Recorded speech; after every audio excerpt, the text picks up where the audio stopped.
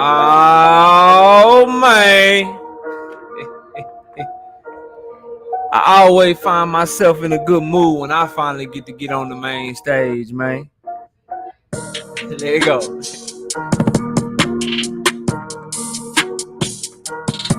Smash the like button as you come in the building. Get them likes up. We need as many people in the building as possible when I catch these bodies, man. Oh, Knockout, you putting a lot of pressure on yourself. This is just fun, bro. I take it very serious, but you can't take it too serious. You know what I mean?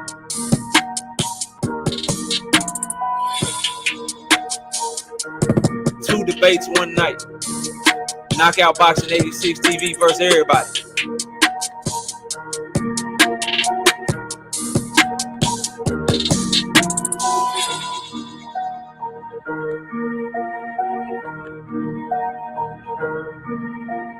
Drop a comment when you get in the building too. Let me know you here, man.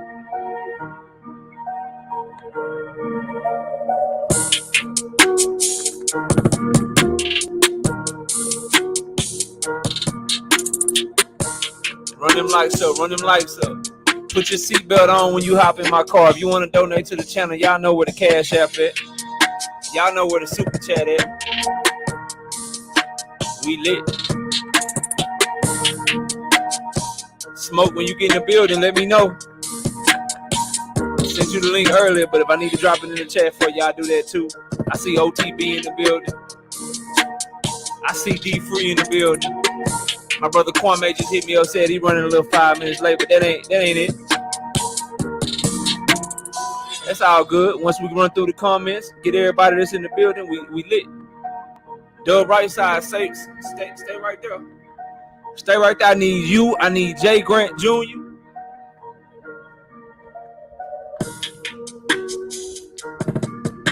I need Josh Sanders. I need OTB. I need everything boxing. I need Respect My Loop. I need all y'all to stay right where you at. Yeah. I've been setting y'all up and y'all ain't even know it. That's how nasty I am, bro. Just wait for it. You're gonna be like, God damn. Yeah. Y'all thought I was good in my first debate. Just watch how we work these two right here, man. Oh, there go Josh. Yeah, stay right there. Man, what's up, y'all? I said, what's up, y'all? Look at me when I'm talking. Hold up, bro. Hold up. Damn that. Let me get that right. Get that right. There we go. What's good, man? What's good with everybody, man? Hit that like button. Share this video if you haven't already. Let them know Knockout Boxing 86 TV is trying to catch some bodies tonight, bro. We trying to catch some bodies. Let's see who we got. We got two debates, so we're gonna get right to them. We got two debates. Let me see who everybody in the chat. Let me salute to everybody, and then we getting straight to the business, bro. We getting straight to the business, bro. 1 second.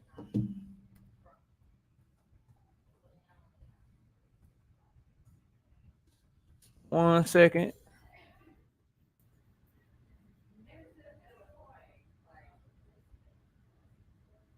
Send out a text real quick.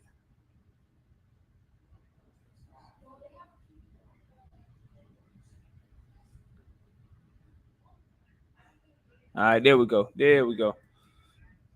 All right, man. Let me see who we got in the building. My brother Crush in the building. What's up, Crush? Salute to you. Thrill Hill in the building. What's good, Thrill Hill? William Old School in the building. What's up, William? Josh Sanders in the building. Boxing matchups. My brother D Free in the building. What's good with you? Boxing matchups with Dwayne Freeman. Kevin Knight in the building. Mike Biggs boxing up in the building. Tay D up in the building. James up in here. Who else we got? OTB up in the building. Pop Life Mars 58 in the building. Eugene Stewart. Rail Johnson. Omega Red in the building. What's good with you, Omega Red? Dub right side up in this thing. What up, Dub? Salute to you. Alden Johnson in the building. Uh-oh, it skipped on me, but we back. There we go. There we go. Tahara Do in the building. What's good, Tahara? Ray Patterson, what's up, Ray? Salute to you, Ray. We said Eugene Stewart already, but just in case I didn't, Eugene Stewart, what's up? Sports Heaven. Good luck, KO Boxing. Don't need it, bro. Don't need it at all, but I appreciate you. I appreciate you. See Money Bed Style, what's good with you? My beautiful wife in the building. What's up, baby? Chef Sosa, what's good? The Fans Corner, what's popping? Just Do in the building. What's up, Just Do? Buckle Up Boxing, what's good with you? Hey, man, you said you wanted to debate me, bro. You said you wanted to debate me. I need you to send me an email, Buckle Up Boxing. I need you to send me an email and we can set it up. Real spill. Whatever topics you want to do, we can do it, bro. No issues whatsoever. Seen and unseen boxing, what's good with you, bro? Quee in the building. Juice Lee, what's good, Juice? I ain't seen you in a little minute, man. Salute to you. Courtney Thompson in the building. What's good, Courtney? I think I said what's up to Quee, and that is it, bro. So look, man, let me go over the rules real quick. And then we'll get y'all in there. Give me a second. Give me 1 second, y'all.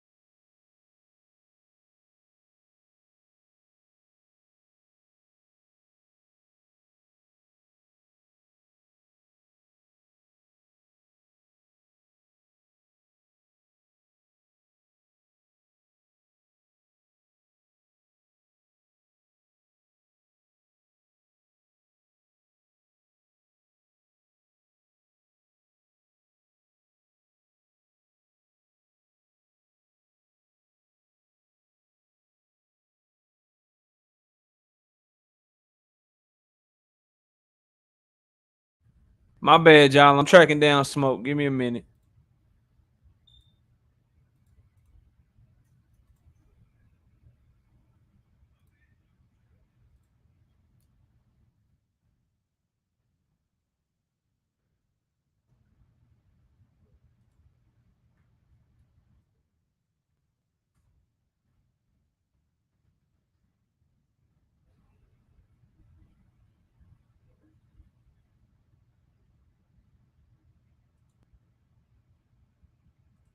All right, everybody that got links, y'all can go ahead and hop up, man, and we'll get ready to get the show started, bro. Real quick on the debates.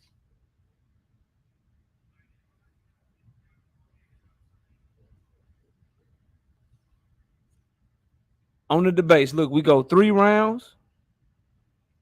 And when we do the 3 rounds, okay, you got 10 minutes each round, 5 minutes for the rebuttal. And then we got a round 4 bonus round.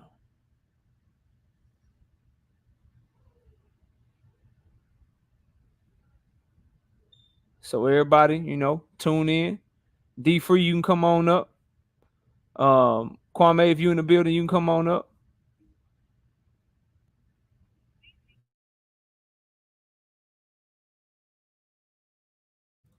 OTB, you can come on up. Y'all let me know if y'all need me to drop the link, bro.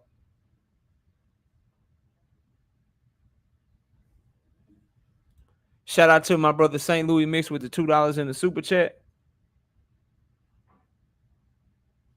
There you go. Smoke, bro. You gotta quit doing this shit, Smoke. God damn, bro.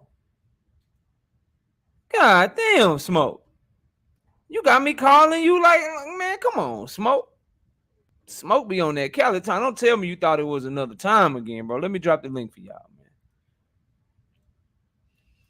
I'm about to start saying Keith Thurman, bro. Don't duck me, bro. Don't duck me. We got to get it. All right, there go the link, man. There go my brother Kwame in the building. But yeah, man, so 10-minute rounds, 5 minutes for rebuttals. We got 3 rounds. We got Kwame up here, loyal to the game, boxing talk in the building. Kwame, what's good with you, bro? What's good with you, man? I'm here for the smoke. Yes, sir, man. Real quick, I like to always get from the judges. What are you expecting today, man? What do the debaters? Obviously, I'm one of them, but I'm the host too. What do the debaters need to anticipate? What type of smoke are you looking for? Like what do the debaters need to do to win over your judgment today, man? They need to stay on topic, and I'm going to listen for facts and also delivery. But with me, the delivery and the facts have to be consistent. It can't be great delivery and false narrative. So accuracy, staying on topic, and delivery for me. Already, and let me go to my brother. Let me go to my brother D Free. Can you hear me? D Free, man. What do the debaters? What do me and Smoke need to do to win over your judgment today, man? What you looking for? And somebody got YouTube on in the background. Turn it off. Yeah, that's me. I think that might be me. That might be me. Hold on. Let me go to. All right. Let me go to my brother. Let me go to my brother D Free. Nah, that's Smoke. Smoke. I hear your YouTube in the background, bro. Yeah, that's you, Smoke. All right, go ahead, D Free. What do the debaters need to do today to win over the judgment from you, man? They gotta come with facts. They gotta stay on topic, and they gotta convince me that what they're talking about they believe to make me believe. Okay. All right. And last but not least, my brother OTB. OTB, man, what type of show you running today, man? You gonna be the showrunner? You gonna be the you know what I mean, the moderator, man? What you looking for, man? And you got any last words before we get this thing started, man? Yeah, man. No alley-oops from the chat, man. Let these guys handle their own. They know they shit. Everybody in the chat, you can debate a topic. You understand? I don't got no problem with y'all having y'all own debates. But let's keep the alley-oops to a minimum today. yeah. Already, that's a good one. That's both a good these one. guys can dunk on their own. They don't need no oops. Big facts. We got hops. Smoke, man. You got any last words, man? Before we hit the coin flip and get this thing started.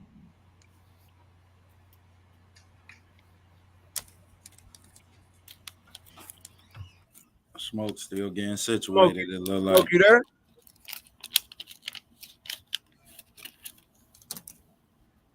Oh yeah, I'm on mute. Sorry about that. No, I'm all good. Let's get it. All right, bro. I'm gonna go to let me get the coin flip share, man. 1 second. Everybody smash a like on y'all way in. Yeah, hit that like button, man. All right. Share the screen.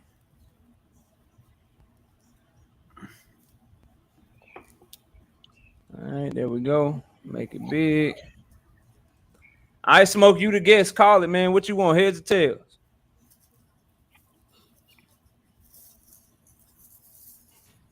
You might still be on mute again, Smoke. We starting right now, YB. Heads. All right. Heads. All right, it land on tails. I'm gonna be a gracious host. I'm gonna shut my mouth and mute my mic, and I'm gonna let Smoke go first.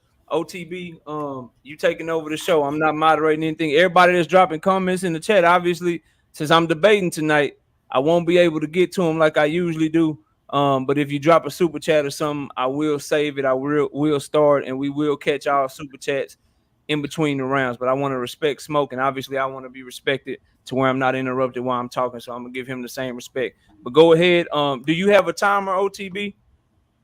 Yeah, hold on. Let me get situated. Let me get. Go ahead and get your timer because I don't want to be in charge of the clock since I'm debating. And then the timer just starts as soon as the person starts talking. That's when you start your timer.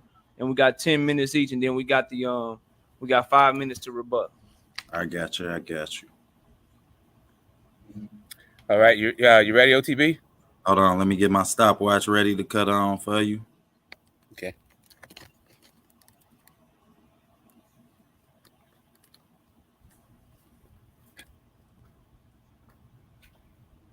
All right, let's roll. You got to give him the question, bro.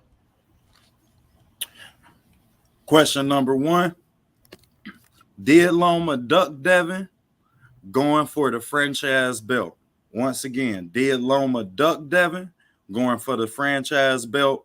We got Get the Smoke in the first round. He's going to be arguing that Devin didn't duck Loma. And take off when he's arguing. He's arguing that Loma did duck Devin. Oh, that Loma did duck Devin. My bad. Yeah, So it's all good. But yeah, man, this question is a case in point of how entitled, protected, and manufactured Loma really is. And this is not even about. This isn't about knockout. He didn't come up with this. Like the boxing community is asking this question. Like if you go through, do a Google search, you hear all of these discussions. Is Loma duck? Is he not a duck? All this stuff. And it says it's not just for the debate series, but just as for everyone who's like a boxing enthusiast moving forward. There's a simple answer to this question, and it's of course he ducked. And most people, if not everyone, knows he ducked, right? And how do we know he ducked? Because the express purpose of the franchise title is to, and this is a quote, enjoy special status with respect to his or her mandatory obligations. Okay, enjoy a special status. Now, those waters sound very enjoyable for ducks, as long as you aren't one of the people the franchise champ doesn't want to fight, even when you deserve a shot. Now, if the purpose of the franchise is to duck a fighter who deserves a shot, how do we know Loma had anything to do with it? But the franchise title has to be applied for. WBC President Mauricio Suleiman stated in an interview that Loma asked for it. But Loma heard this, said, the hell? I didn't ask for any franchise tag. And quote, this is what he said. He said, I read an interview with WBC Mauricio Suleiman, and he said that he filed a request to be awarded the franchise champion title. He said, I would like to make it clear that I did not file anything, and no one asked for it. I did not ask to be awarded this title, and we do not write any letters. When I read that interview, I was very surprised. And as I thought, the president Mauricio Suleiman and the whole convention made their decision independently. They decided that I deserved it and said they would like to grant it to me. That was November 19th of 2019. Well, on November 20th, he gets into a little Twitter beef with Devin Haney. He says to him, who's Devin Haney? Who has he defeated? How has he gained his title? How? He got the belt because I vacated and it was granted to him. No question, I'm ready to fight with anyone at any time and anywhere. That's Lomachenko, right? And Haney responds, you gave me the belt, why? I never asked for the belt, I asked for a fight. And technically, you didn't give me the belt because you never asked to be elevated, right? That's Devin Haney responding back to the duck that Loma was trying to pull off. But let's just, you know what? Let me read that one more time. Vasily Lomachenko's response. He says, who is Devin Haney? Who is he defeated? How is he gained his title? How? He got the belt because I vacated. He got the title because I vacated. Okay, so why would Lomachenko move to vacate his lightweight title if he wasn't in agreement with him being in the franchise? All right. So let's see what Mauricio Suleiman says. Mauricio says, you know what? There's no lie or truth. It's just a fact. That the Lomachenko team requested that his promotional company contacted WBC, requested the WBC board to consider designating him as the WBC franchise champion. We did the voting in a presentation in Cancun, and Lomachenko signed it, said Suleiman. That was, November 20th. That's 3 days later. So how is he signing for something if he was not aware of it? According to him, he said that they didn't file anything, they didn't write any letters, and they just independently said that he deserved it. Now he says he vacated the title and he signed off on the franchise. Yeah, that's Loma petitioning for it. That's the franchise belt. Its purpose being to duck mandatories or duck guys or duck fighters who have earned their shot. And we got Loma caught with his hand in the cookie jar, not only requesting it, but saying that he didn't. You know what? This entitled thing, though, kind of sticks with me. Like, the whole who is Devin Haney and who is he defeated is pretty rich when you consider Lomachenko's history, right? First off, Foma signed with Top Rank because Bob promised him a most unique opportunity. Capture a major title in the fewest number of fights. The record Loma had to beat was 3 fights. The problem with that is Loma already had 6 pro fights at 135 pounds. A fact he and his slick team kept from everyone except some of the most informed boxing fans. So thanks to the WBO, also known as whatever Bob orders, Vasilychenko slides into the regional title shot in his pro debut without being ranked anywhere, fighting a guy ranked outside the top 10. Now, off that win, Lomachenko presents the world a false record of 1-0, when it should be 7-0, and enters the WBO rankings at number 2, jumping over guys like Juan Manuel Lopez, Lee Selby, some other guys too, who have been top 10 ranked for months or years in some cases. 2 fights in, and he fights for his first title shot against Salido, the veteran. Who had Lomachenko beat at that point? Even his most notable amateur wins were children when he beat him, as a grown-ass man older than Dev is right now. All right, Salido beats his ass. Guess what he gets? Guess what happens? He has to go all the way back to the drawing board to yet another title shot. So this 3 fights in, another title shot, even though he's coming off a loss and only has 1 win. But he has the nerve to try to blame Haney's resume for the reason why Loma wouldn't fight him. So did Loma duck Haney by taking the franchise belt? By taking the title, Lomachenko got exposed as an entitled liar and hypocrite he is while trying to cover up the duck. If it walks like a duck, talks like a duck, I'm going to offer it some quackers. Go ahead. Dang. Drop the mic on that one. Okay, then, Smoke. I see you. Came out shooting. Definitely came out shooting, man. Knockout, you ready? I'm waiting on you to tell me when round to go. 2. I mean, man. Round one. Knockouts. Yes, sir. This is his opening debate. He's going to tell you all why Loma didn't duck Devin. Take off when you're ready. Bet. So the question is, did Loma duck Devin going for the franchise belt? Loma told us in the quote that Smoke read, and I have it too, but I'll read it just again in case y'all forgot what he said. I've read an interview with WBC President Mauricio Suleiman, and he said we filed a request to be awarded that franchise championship belt. I would like to make it clear that I did not file anything and no one asked for it. Mauricio Suleiman contradicts those claims and says Lomachenko's promotional company was the one that filed for the request. So is it not?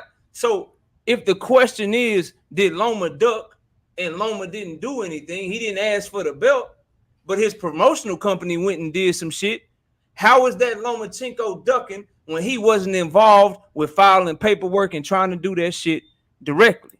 I don't understand that. Somebody please try to make that make sense for me. But then let's call into the question the 2 parties, because you got Mauricio Suleiman saying that they petitioned for it. You got Lomachenko saying that I didn't petition for it. I didn't know shit about it. All right, cool. You got one party that went to go protect his country in a war. You got one party that this situation right here is the only time you can call into question whether or not you think he might be telling the truth, depending upon whether or not you a Devin Haney fanboy. Then you got the other party in Mauricio Suleiman. I don't know. Let's talk about his credibility for a minute in the claims that he's making. This is the same Mauricio Suleiman with the clean boxing program. Didn't he change the entire rules of the clean boxing program just so Oscar Valdez could fight? Isn't Mauricio Suleiman the same person that made up the franchise belt in the first place and said that he bestowed it upon Canelo Alvarez? That was his exact words. Not that Canelo Alvarez asked for it, but he bestowed it upon Canelo Alvarez. So you bestowed it upon Canelo Alvarez and gave it to him, but Lomachenko and his team asked for it. So you got one person that contradicts themselves all the time in Mauricio Suleiman, and you got another person in Loma that goes home to fight a war that represented his country in the Olympics that's telling you, I didn't know shit about it. But anyway, I'll move on from that. So who's telling the truth here? And once again, we got to be very careful with the question. Did Loma duck Devin for going for the franchise belt? Loma saying he didn't go for it at all. And if he didn't go for it at all, you got to say, okay, well, Loma saying this, Mauricio Suleiman is saying that. Who the hell you want to believe? But let's just move on because I got more. I got plenty of more. Is Bob Arum in Top Rank? If what Mauricio Suleiman said is true, Bob Arum in Top Rank petitioning the WBC to become the franchise champion so that Loma would not have any mandatories, we have to ask ourselves, is that a duck or is it good business? If you Top Rank and you want your fighter to fight a unification fight, we'll get to that in a minute, but you don't want to do no cross-promotional shit for a voluntary defense or a mandatory title defense. You want to make the bigger fight. You want to make the bigger legacy fight. So if you Top Rank and you got Devin Haney in the zone, you don't know if they gonna petition to be the mandatory. You don't know if they gonna write a letter to the WBC and block Loma from going to unify. And the WBC is telling you this is the highest status that you can reach in our sanctioning body. If we franchise you, that means you are the elite of the elite. That means you are the creme de la creme. And so Bob Arum is looking at Top Rank, and he's looking at Lomachenko, and he's looking at Teofimo Lopez, and he like, do I want to risk them trying to order a mandatory fight or a voluntary fight? Or do I want to make an in-house unification fight? I don't know about y'all, but I remember there was a time in boxing when unifications trumped mandatories. I remember when voluntary title defenses, if a fighter went to go fight a unification fight instead of a voluntary title defense, I remember a time that was supposed to be something that we big up, something that we respect. So then we move to the question, if you fighting Teofimo Lopez at the time, or you fighting Devin Haney, how are you ducking Devin Haney to fight Teofimo? Because at the time that you fought Teofimo, hadn't he proven more than Devin Haney in his career? Wasn't Teofimo seen to be just as good of a prospect? Oh, my bad, he wasn't a prospect. He was actually a champion. Wasn't he proven to be a champion? Didn't he have, between Teofimo Lopez and Devin Haney, didn't Teofimo Lopez actually knock out Richard Comey in the second round while Devin Haney was still fighting Zaire Abdullaev? Hadn't Teofimo out of Devin Haney, Ryan Garcia, and Teofimo Lopez and Tank Davis, weren't people saying that Teofimo had the best resume? Because didn't he also beat Nakatani right before that? I'm just asking. So since when in boxing does a fighter go to unify and we call that ducking? I'm just asking people in the chat and my judges to just consider what I'm saying. Let's take it a step further. Let's talk about some recent fights. Let's talk about Earl Spence Jr. versus Yordenis Ugas. Let's go there for a minute. So when the PBC was paying Stanionis and Butayev step-aside money so that Yordenis Ugas could unify with Earl Spence, was Urdinas Ugas ducking Stanionis and Butayer by fighting Earl Spence Jr.? I'm just asking, bro. I need somebody to let me know what's going on. Oh, is Earl Spence ducking Jerron Boots Ennis by unifying with Urdinas Ugas? Is Earl Spence Jr. ducking Jerron Boots Ennis right now by trying to fight Terrence Crawford? I just got questions. Is what I'm saying. I just got a few questions. Hold on. If Crawford is trying to fight Spence right now, is he ducking Virgil Ortiz, who's number 1 in the WBO? Those are just some questions that I got for the people tonight. I told y'all after my first debate I was going to get better, and this is my lightest round. This is the lightest that it's going to get. So if Smoke don't get this one, he getting 3-0. But anyway, I'll continue, bro. What about Monster Inoue, who's about to go undisputed with Paul Butler? Gary Antonio Russell is number 1 in the WBA. Is Monster Inoue ducking Gary Antonio Russell because he's going to unify with Paul Butler, the WBO champion, at 118 pounds? Is that what we saying? Are fighters unifying the WBO, the WBA, and trying to go get Teofimo's IBF belt while also having the WBC franchise? We calling that a duck now. I'm not done, though. Jermell Charlo, Brian Castano. Was Brian Castano ducking Tim Tszyu? I need to know. Was he ducking Tim Tszyu when Brian Castano chose to fight Jermell Charlo? Was that a duck? Yes, no, maybe so. What we doing? If it fit one shoe, you got to put it on the other foot, right? I'm just, just questions. Or was Jermell Charlo ducking Sebastian Fundora, who was the WBC interim champion when Jermell Charlo and Brian Castano went to fight their second fight? Is that what we doing? Was Jermell Charlo ducking Sebastian Fundora because he wanted to go for undisputed a second time instead of fighting his mandatory? Just need to know. Just need to know. Or was he ducking Israel Madrimov, the IBF mandatory? Or was he ducking Bakram Murtazaliev, the WBA mandatory? So I don't know when this shit changed. Maybe it's because Smoke said it and he went on a tangent. I can rebuttal a little bit because I got a little bit of time. He went on a tangent. He started talking about Lomachenko's early career. He even brought up Salido. What the fuck they got? My bad. I don't mean to cuss. My daughter's watching. What they got to do with the question? Maybe it's because fans dislike Lomachenko because of the nepotism. They dislike Lomachenko because he was given opportunities that maybe fighters that look like some of us didn't get. That's cool. I understand that. I agree with that. If that was the question, then those points would be valid. So by this logic, and I'll close, and I'll let Smoke try to come back from this. I'll close.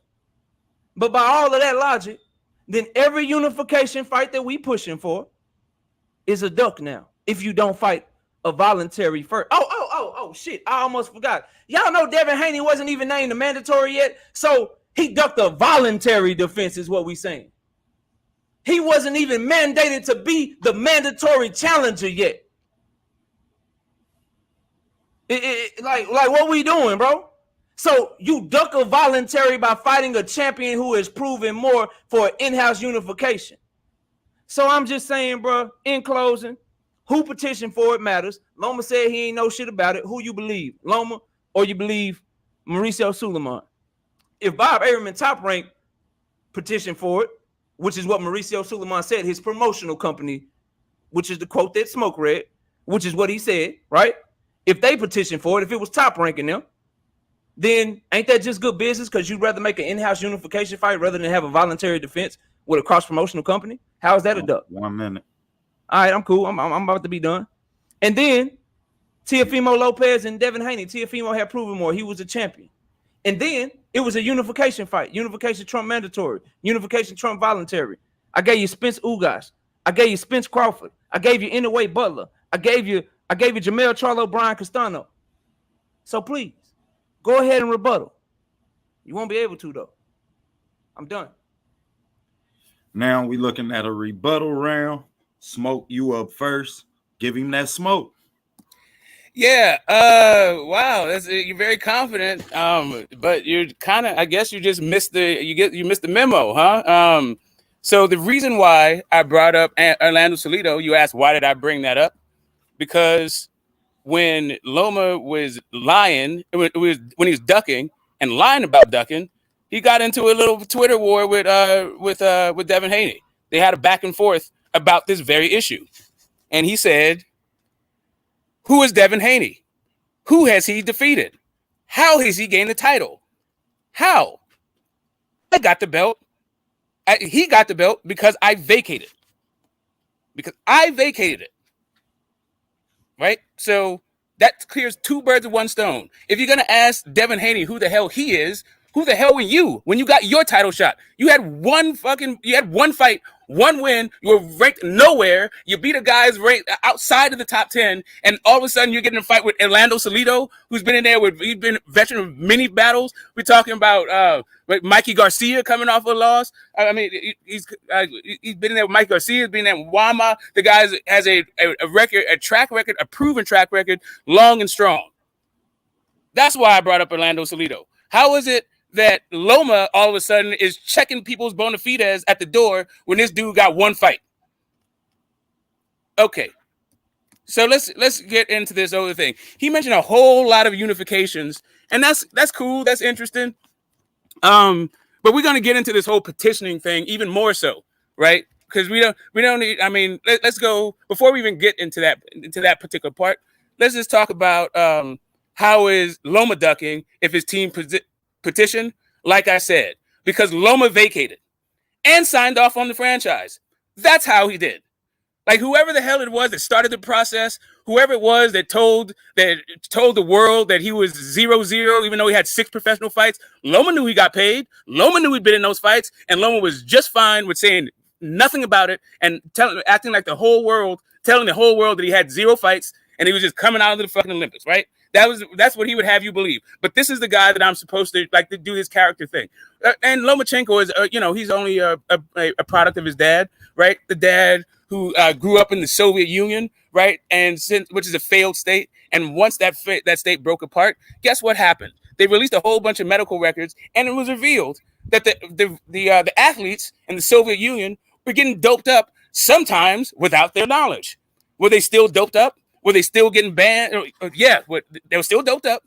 They're still competing unfairly, and they had no idea.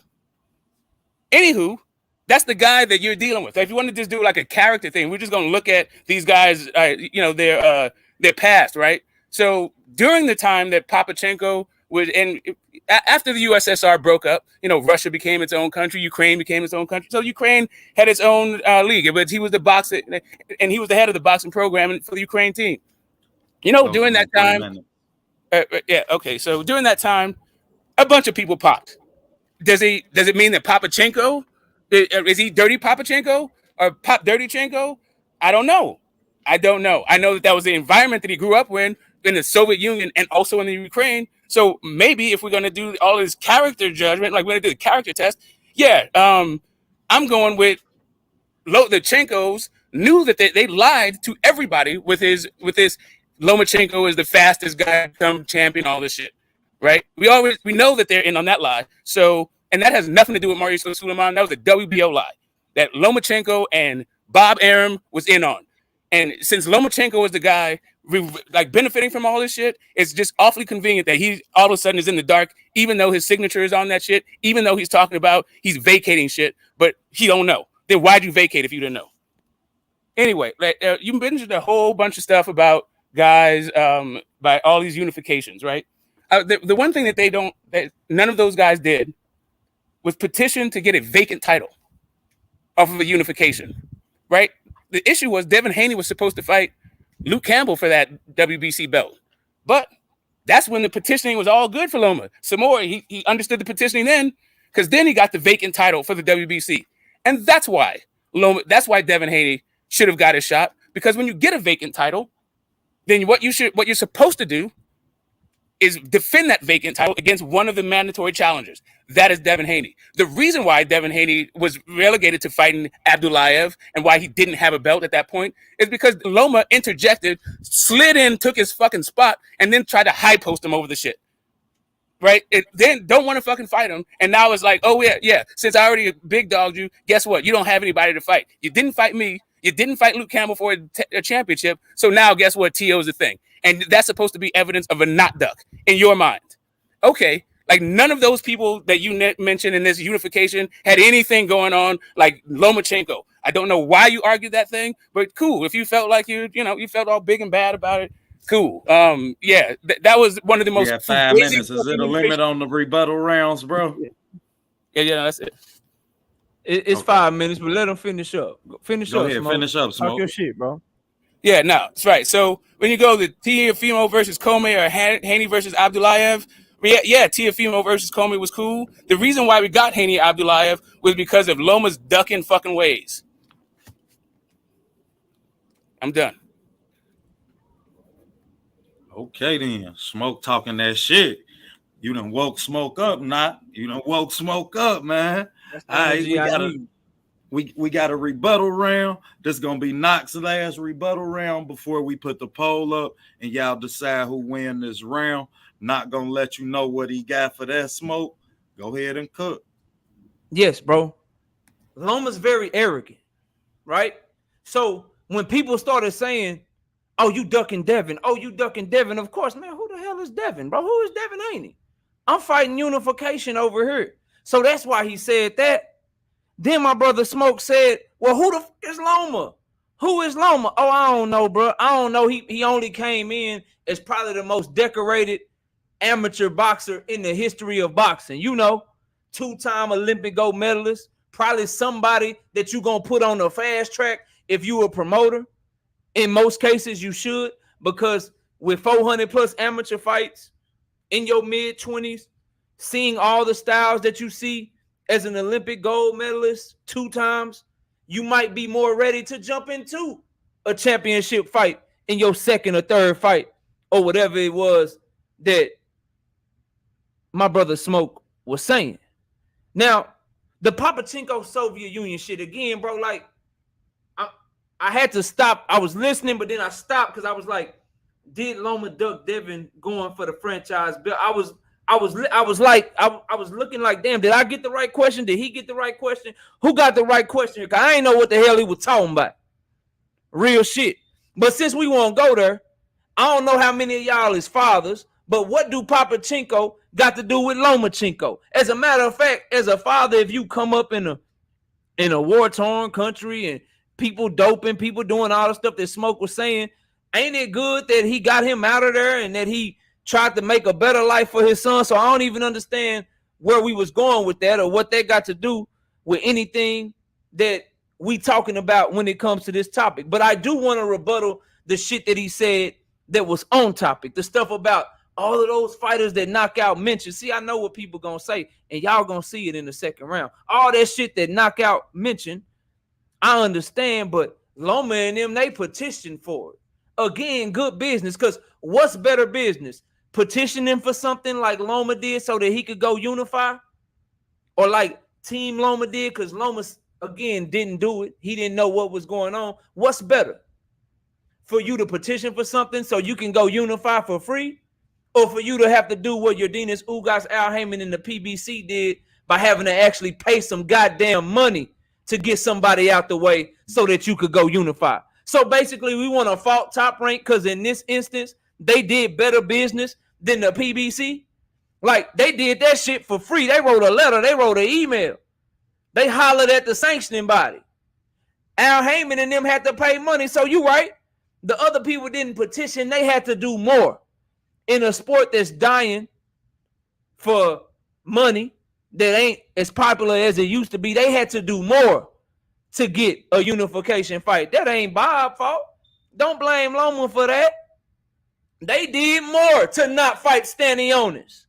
They did more to not fight Butayev if he had beat Stanionis. They actually paid money, hundreds of thousands, if not millions of dollars, to not have to fight Stanionis.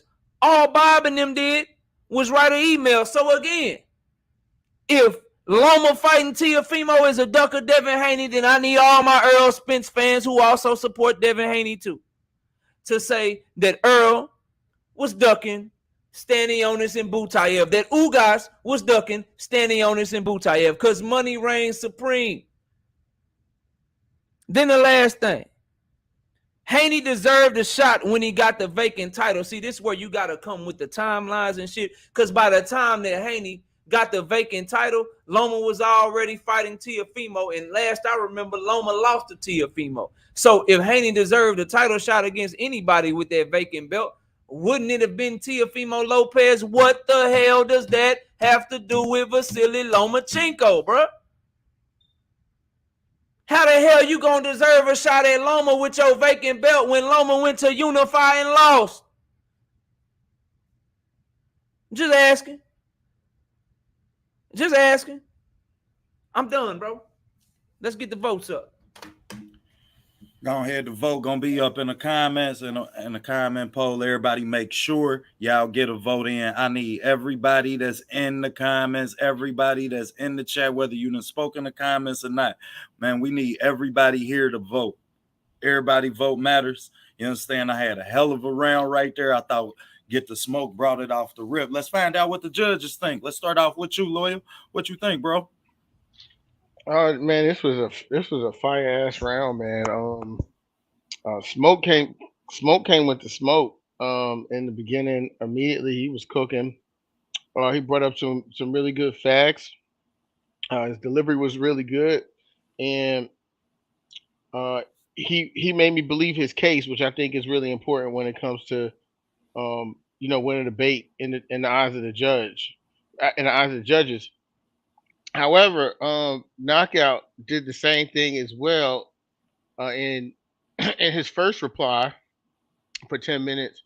What I did like that Knockout did was he clarified the article that Smoke read in regards to Suleiman and Lomachenko, and it seemed to me to be a little bit more on point to the topic. It was more factual. I think he painted a better picture of what happened with the evidence of what the article actually said, which led me to give him the round, and also the rebuttal. Smoke's rebuttal was really good, but I feel like he just didn't make much of an argument towards the actual question. I think he spent a lot of time just kind of like rebuttaling what Knockout said, but in regards to that, I didn't see the connection to what the actual the question was about. So for that reason, I get a first round to Knockout. That's tough. What you got, D Free? What you come up with, bro? Man, man, this first round, Smoke started off real good. He came out letting everybody know that that Loma had accepted the franchise. So how would he say he didn't? He not ducking him when he accepted the status? But then he read an article where Loma said that he didn't ask for it. So he don't know why it was being given to him. He don't know nothing about it. But then he came back. He said, but Loma signed it. He said he vacated the title and signed the signed the title and signed for the franchise status. So I mean, I took those. Those were some big points that Smoke made in that round, and I wrote those down. But then Knockout got up there, and man, Knockout came with some serious heat. He pretty much he said it wasn't Lomachenko. It was a promotional company that asked for it. They petitioned for it. And then he brought up the credibility of Mauricio Suleiman, who you're going to believe, whether you're going to believe Loma or you're going to believe Mauricio Suleiman. I thought that was a key moment in his debate. And then he brought up the fact of the unification. Unification trumps mandatory. And then he brought up the EJ Ugas. He brought up the fact that Jamel Charlo and Brian Castano. He brought up Monster Inoue. And then he came out with the last mic drop I took as a mic drop when he came back and said Devin Haney wasn't even the mandatory at the time that Loma had got the franchise. And when he came out with that, I didn't even pay attention to the rebuttal round. He won it for me with that statement right there. You can't be ducking somebody if he wasn't even a mandatory. So with that, I gave that first round a knockout. That's tough. That's tough. I definitely thought Smoke started out strong. I thought that I thought the knockout hit us with the overhand right, man. He hit us with the power punch when he brought that fact that you just noted, D-Free. However, I did get around the Smoke due to the fact that Smoke brought it in the first round. He just lost it in the rebuttal.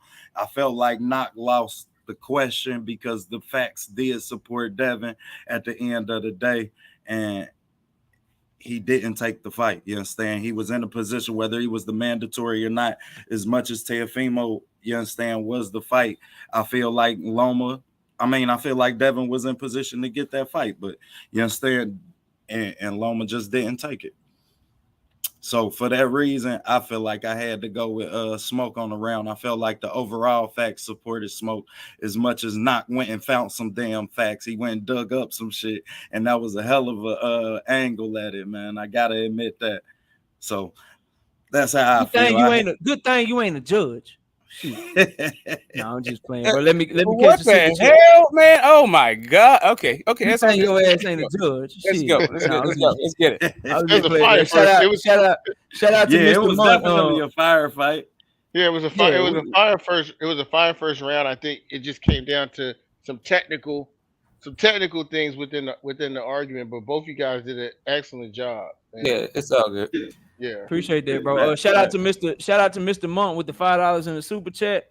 We will close the voting. We only had 73 votes this round. I need you guys to vote more. We got 160 people in here. I need more votes moving forward on the next round, y'all, so we can get a clear indication of what everybody's thinking. But if maybe some of you came in late, you didn't catch the whole round, so I appreciate that type of integrity. But everybody's here now, so be sure to vote for the second round. But we can go ahead and get it started. OTB, let me get the question ready, and then you can fire away. Man, everybody that's here, I need y'all to vote, man. Y'all don't understand how important these votes is. Everybody matter. You understand? You got to vote for somebody, damn it. Vote for somebody. These guys up here giving y'all nothing but facts. And I really thought that was a hell of a first round, man. I got caught, I got caught in positions where I was swayed. I needed some help from the judges to really determine who I felt like won that round. Hey, I mean, it'd be nice if the judges listen to everything that's being said, though. That'd be good. That'd be great. They hear you, Smoke. They hear you, baby. Yeah, he said he stopped listening. He even listened to the rebuttal. Like come on, guys. We're working up here. I listened to the rebuttal. We're working up here. I wrote it down. Nah, you cook, man. You cook. You did lose. I did have you lose in that rebuttal, but you cooked so hard on your opening round that I would have gave you that round. Because your opening round was fire every minute. All right, let's get on to the second question, man. Question number 2. Knockout gonna take off. Smoke won the coin toss. And he went first. Well, Knockout won the coin toss and Smoke went first the first round. Second question is, if Devin moves up to 140, fighting Loma, is that a duck? Hell yes. Now, here's the excuses that y'all gonna hear, and it's a duck for 2 reasons. Number 1, weight issue bullshit, right? That's what you might hear Smoke say. I'm not sure. I don't know his argument, but that's what you might hear him say. The other thing is, you don't get to be the dog barking behind the fence, and when the gate finally open, you don't want to run out to the front yard and really go get the smoke you so-called been asking for. Now, let's talk about it, bro. Like, so Devin Haney on June 9th, 2022, after beating the shit out of George Kambosos on making weight. Normally, I do the sauna suit in the bath, stuff like that. But this time around, I didn't have to do anything. I was eating well during the whole camp, the fight week, the day before the weigh-in. I wasn't starving or none of that, and it paid off. It showed in the fight. You know, I wasn't weight drained or anything like that. A lot of fights before, I wasn't doing the proper things to cut weight. But this time around, I hired a professional to guide me and to be there with me 24/7, and the results showed. On August 22nd, during his press conference with George Camboso, so remember, he ain't even had another camp yet. So he basically telling you he just had the best camp of his whole career. On August 22nd, in the George Camboso's press conference, he says, when asked about a Lomachenko fight, to add to that, at the end of the day, my main focus is George Camboso's. Cool, no issues with that part. But then it gets worse. And then, after I am victorious, I'm going to leave it up to my dad and, let him choose. Let him see how I look. Because at the end of the day, he has been there since day one. He knows me better than anybody. So if he feels like I'm fit enough and my weight is good and I can stay and fight, then we will do it. Oh, it's all up to my dad, my coach, and we will see what's next. Right now, our main focus is George Camboso's. How the hell you got to see if you fit? You're going to leave it up to your dad. You're going to do all of this shit. But you just said you didn't have to have a sauna suit. You just said that you had a nutritionist and you wasn't cutting weight properly, and you're cutting weight properly now. Furthermore, can anybody tell me how many times Devin Haney has missed weight in his career? 0. Can anybody tell me how many times he's had to go do a second attempt in his career? I'll wait for those answers. So if Smoke does come up here talking about, oh man, he can't make the weight. If he move up to 140, it's just because he can't make the weight. Well, how does he know he already gonna have trouble making the weight if he just came off a camp where he said it was the easiest that he ever made weight, and he ain't even had a camp yet? So why is he already talking about having weight issues? But that ain't even the main reason. That's the lightest point. Let's talk about Devin Haney through the years on Loma, shall we? I can tell you this, I will never lose to a white boy in my life. I don't care what nobody say. Listen, can't no white boy beat me. I don't care. On any day of the week, I fight a white boy like 10 times. I'm going to beat him 10 times. Where the fuck is Loma at? Eyeball emoji. Eyeball emoji. Then he was talking about Linares. See, Devin Haney fans don't bring this up. You know that he lied. Y'all know your boy Devin Haney told everybody that he sent the contract to Lomachenko before. Did y'all know that? I got the quote right here, and I got the link in case anybody think I'm lying. I'll put it in the chat for you. He said, we're not going to say the Linares fight is official yet because we have sent Loma an offer. We sent him an offer to fight. We'll see how that goes. If he makes the fight, then that will be the fight. If not, I'll move on to Linares, March 12th, 2021. Loma responded to that. Remember the guy that y'all said Duck and Devin? Loma responded to that. Haney, stop lying. Send the real contract. Devin, stop lying. Why are you lying to the people? I thought they sent it directly to Top Rank. So I asked Aegis Clemus to find out. So Aegis contacted Top Rank, and they didn't receive anything either. I don't understand why Devin Haney would even say that. We did not receive any contract, offers, or paper from Haney.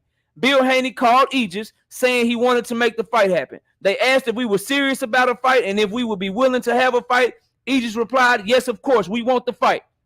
That's how it ended, just a phone call. The phone call was a week ago. Aegis told me that after he spoke to Bill Haney a week ago, he spoke to Team Linares, and Team Linares confirmed that they had signed the contract and sent it back to Devin Haney. When Bill was on the phone with us, Linares already signed the contract.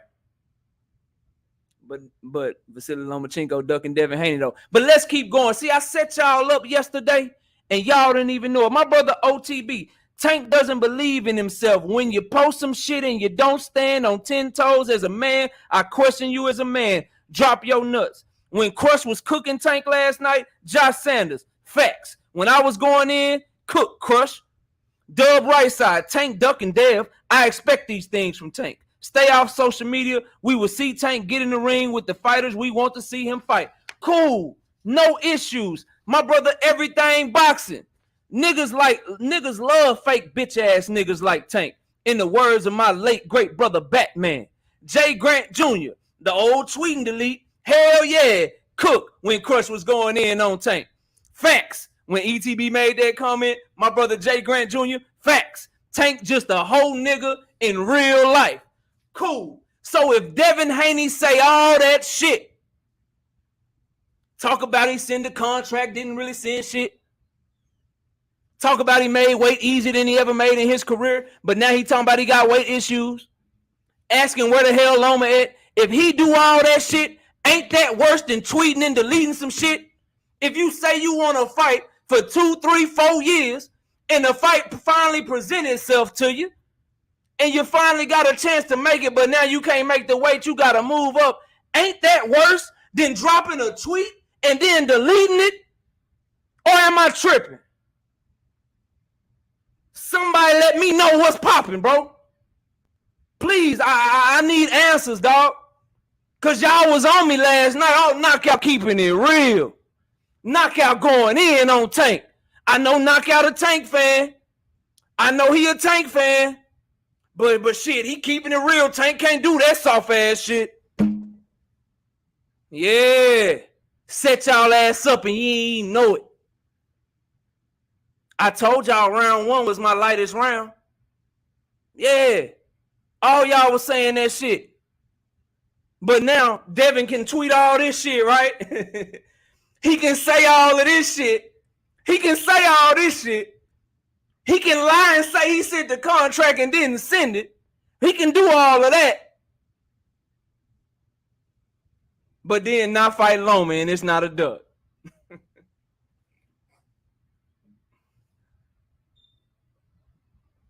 Whatever y'all say, man. That's my round 2.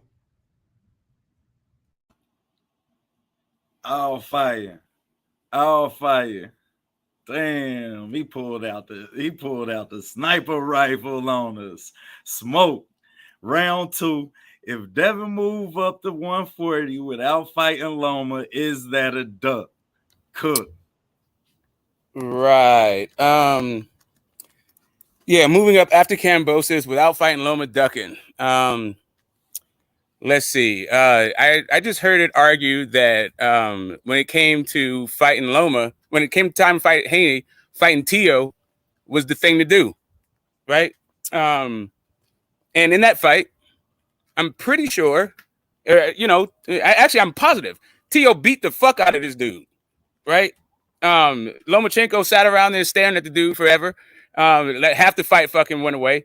And as a result, we got a new ring, new unified guy, new all that stuff, right? So if Loma can fight Tio for higher stakes, and that's a better fight, why wouldn't moving up to another division, becoming a 2-division champion, fighting the guy that beat you, be a good option also? At least as good an option, if not better.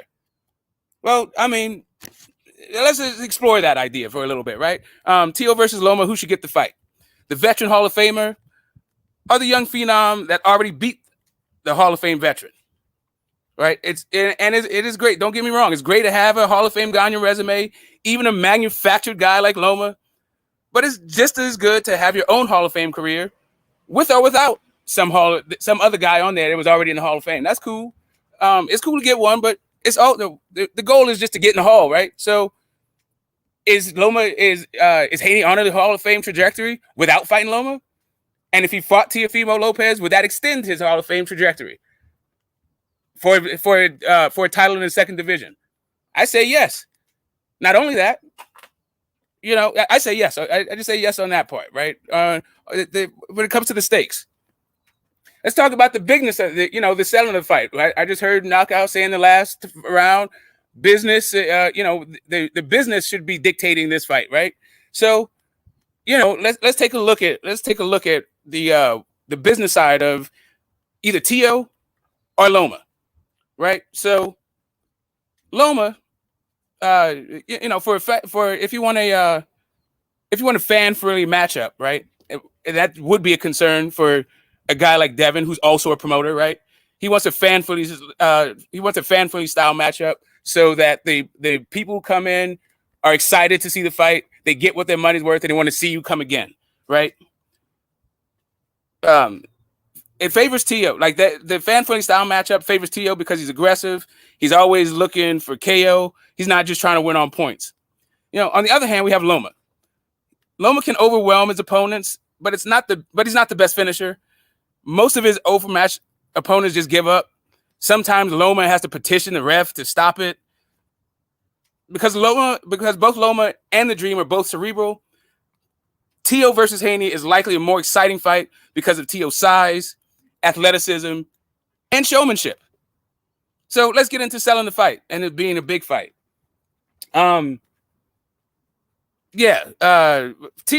Tio, he's one of, if not the most charismatic fighter of the new generation. Could Tio and Haney together make this fight could it grow into a pay-per-view magnitude status? I think so. You could call the other guy fucking Komachenko, he's so boring. And like the style matchup, the personality matchup is about to be about as exciting as watching paint dry. So outside of whatever audience these guys have, apparently Loma isn't anybody. Apparently Haney isn't anybody. He's not selling tickets, not a big fighter. Loma, we already know, is not that big a ticket seller. We had to shave down what the purses were. Eddie Hearn, when he brought him over to England, said it was a complete flop. It was a disaster. So yeah, Loma doesn't seem to be that big a draw either. So maybe the fact that the two young guns can get together, that interplay off of each other's styles and their personal history, I think we could get, I think they'd sell a fight between the two of them way better than Haney and Loma would sell a fight. Right? And then, is it worth the sacrifice? I think for some reason Knockout felt like the only thing about moving up was the ability to make weight. Right? So there's some health concerns there, but it's got to be worth the sacrifice, right? So, we got Luckichenko, and he still has the hype machine behind him as the company man he is. So they still managed to position him as the man to beat in the division despite multiple losses in his career. The most notably, the last one to Teofimo Lopez, a guy which I think is a better fight for him moving up. They still have him on pound for pound list, something that I'm sure Knockout doesn't agree with, right? So the machine is still behind the company man, and that's cool. That's cool. Like I said, he is a Hall of Famer that will give you some, they'll give you, it's a legacy fight. But so is Tio. And moving up, possibly becoming a 2-division champ, like I said, the first meeting of this generation of so-called 4 kings, I think that's enough to alleviate whatever health concerns you might have. I listened to my guy talk about what his weight is in last month, but I don't know how that has any bearing on what his weight is going to be next year. We're talking about a growing boy, right? So it's got to be worth the sacrifice. And to me, whatever benefits you may get from fighting Loma because of Loma's manufactured, padded record that has all kinds of secrets in it, he's still a Hall of Famer, so it's still a good win. But is it better than the guy that beat him already, who is still an exciting fighter, who's in another weight division, and they also have a even longer history going back and forth? I think that's a good fight. I don't know how it'd be a duck, just the same way you didn't see how it was a duck for Loma to fight Tio. I don't see how it's a duck, and I guess it wasn't a duck for Loma to fight Tio in 2020. I don't see how it's a duck for Haney to fight Tio in 2023. Done, Smoke? Yep. All right. Smoke went to Teo is a better fight route. Now Knockout gonna rebuttal that, starting when you ready, bro.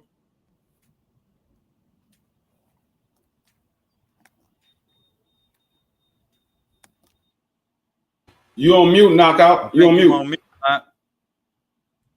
When Devin Haney did the $1 million worth of game interview, and I had to keep myself on mute because it was so hard, bro.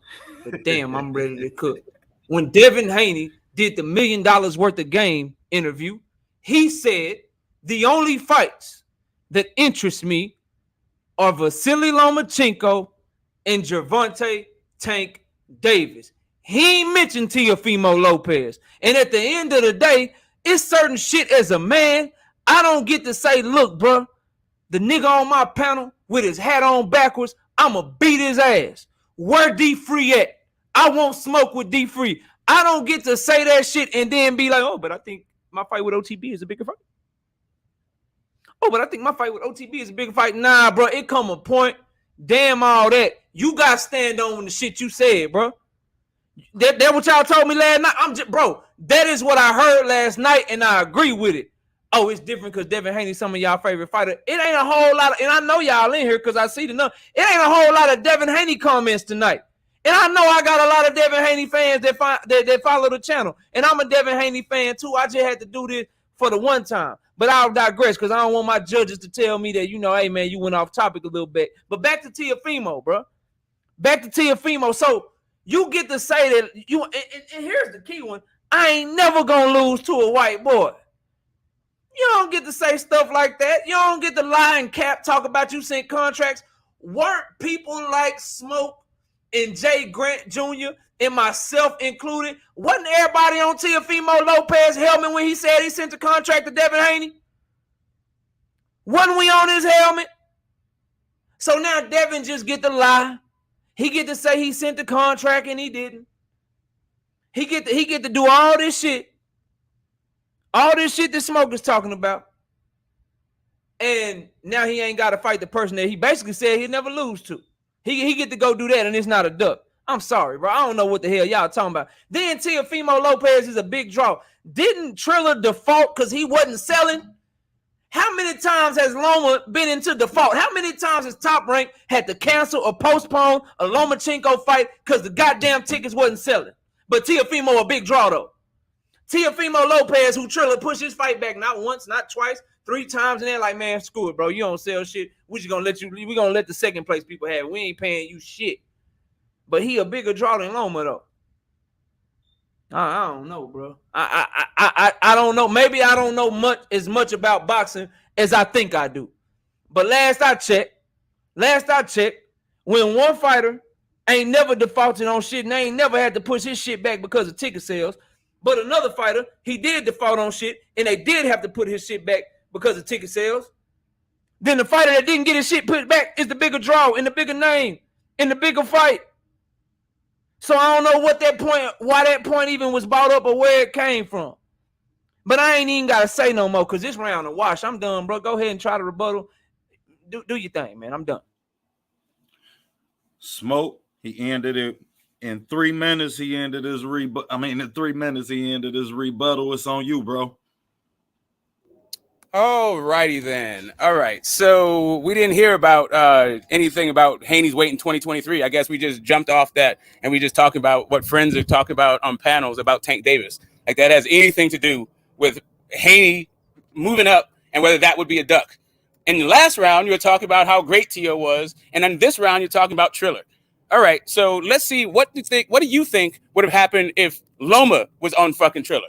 Do you think they would have sold more tickets or fewer tickets with his boring fucking ass, no English speaking ass? What do you think? Anyway, like I'm saying, those two guys together, they would sell a fight because together they are an intriguing group.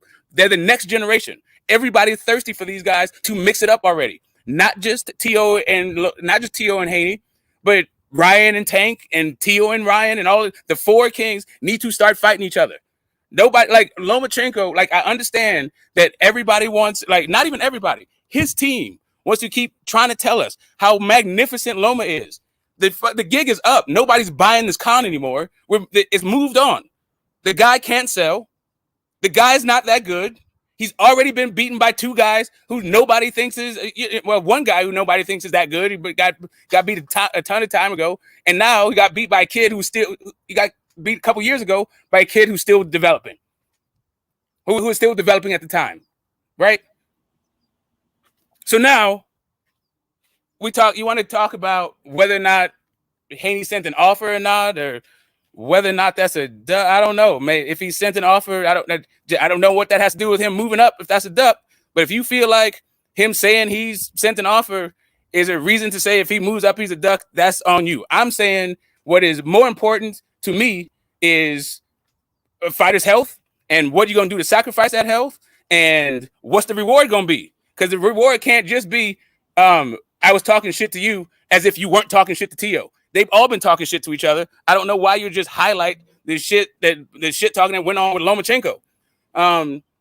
But yeah, let's get back to this other thing. In 2021, right? You want to talk about let's you want to bring up a history between Haney and Lomachenko. In 2021, after Loma lost to Teofimo Lopez, Haney said, "Where the fuck is Loma?" Loma says he responds to Teofimo, waiting for you cowards to fight, and not just on Twitter. That's Loma's response to him after he loses. Guess where Lomachenko was ranked after he lost to Teofimo Lopez in the WBC? He was ranked number 1.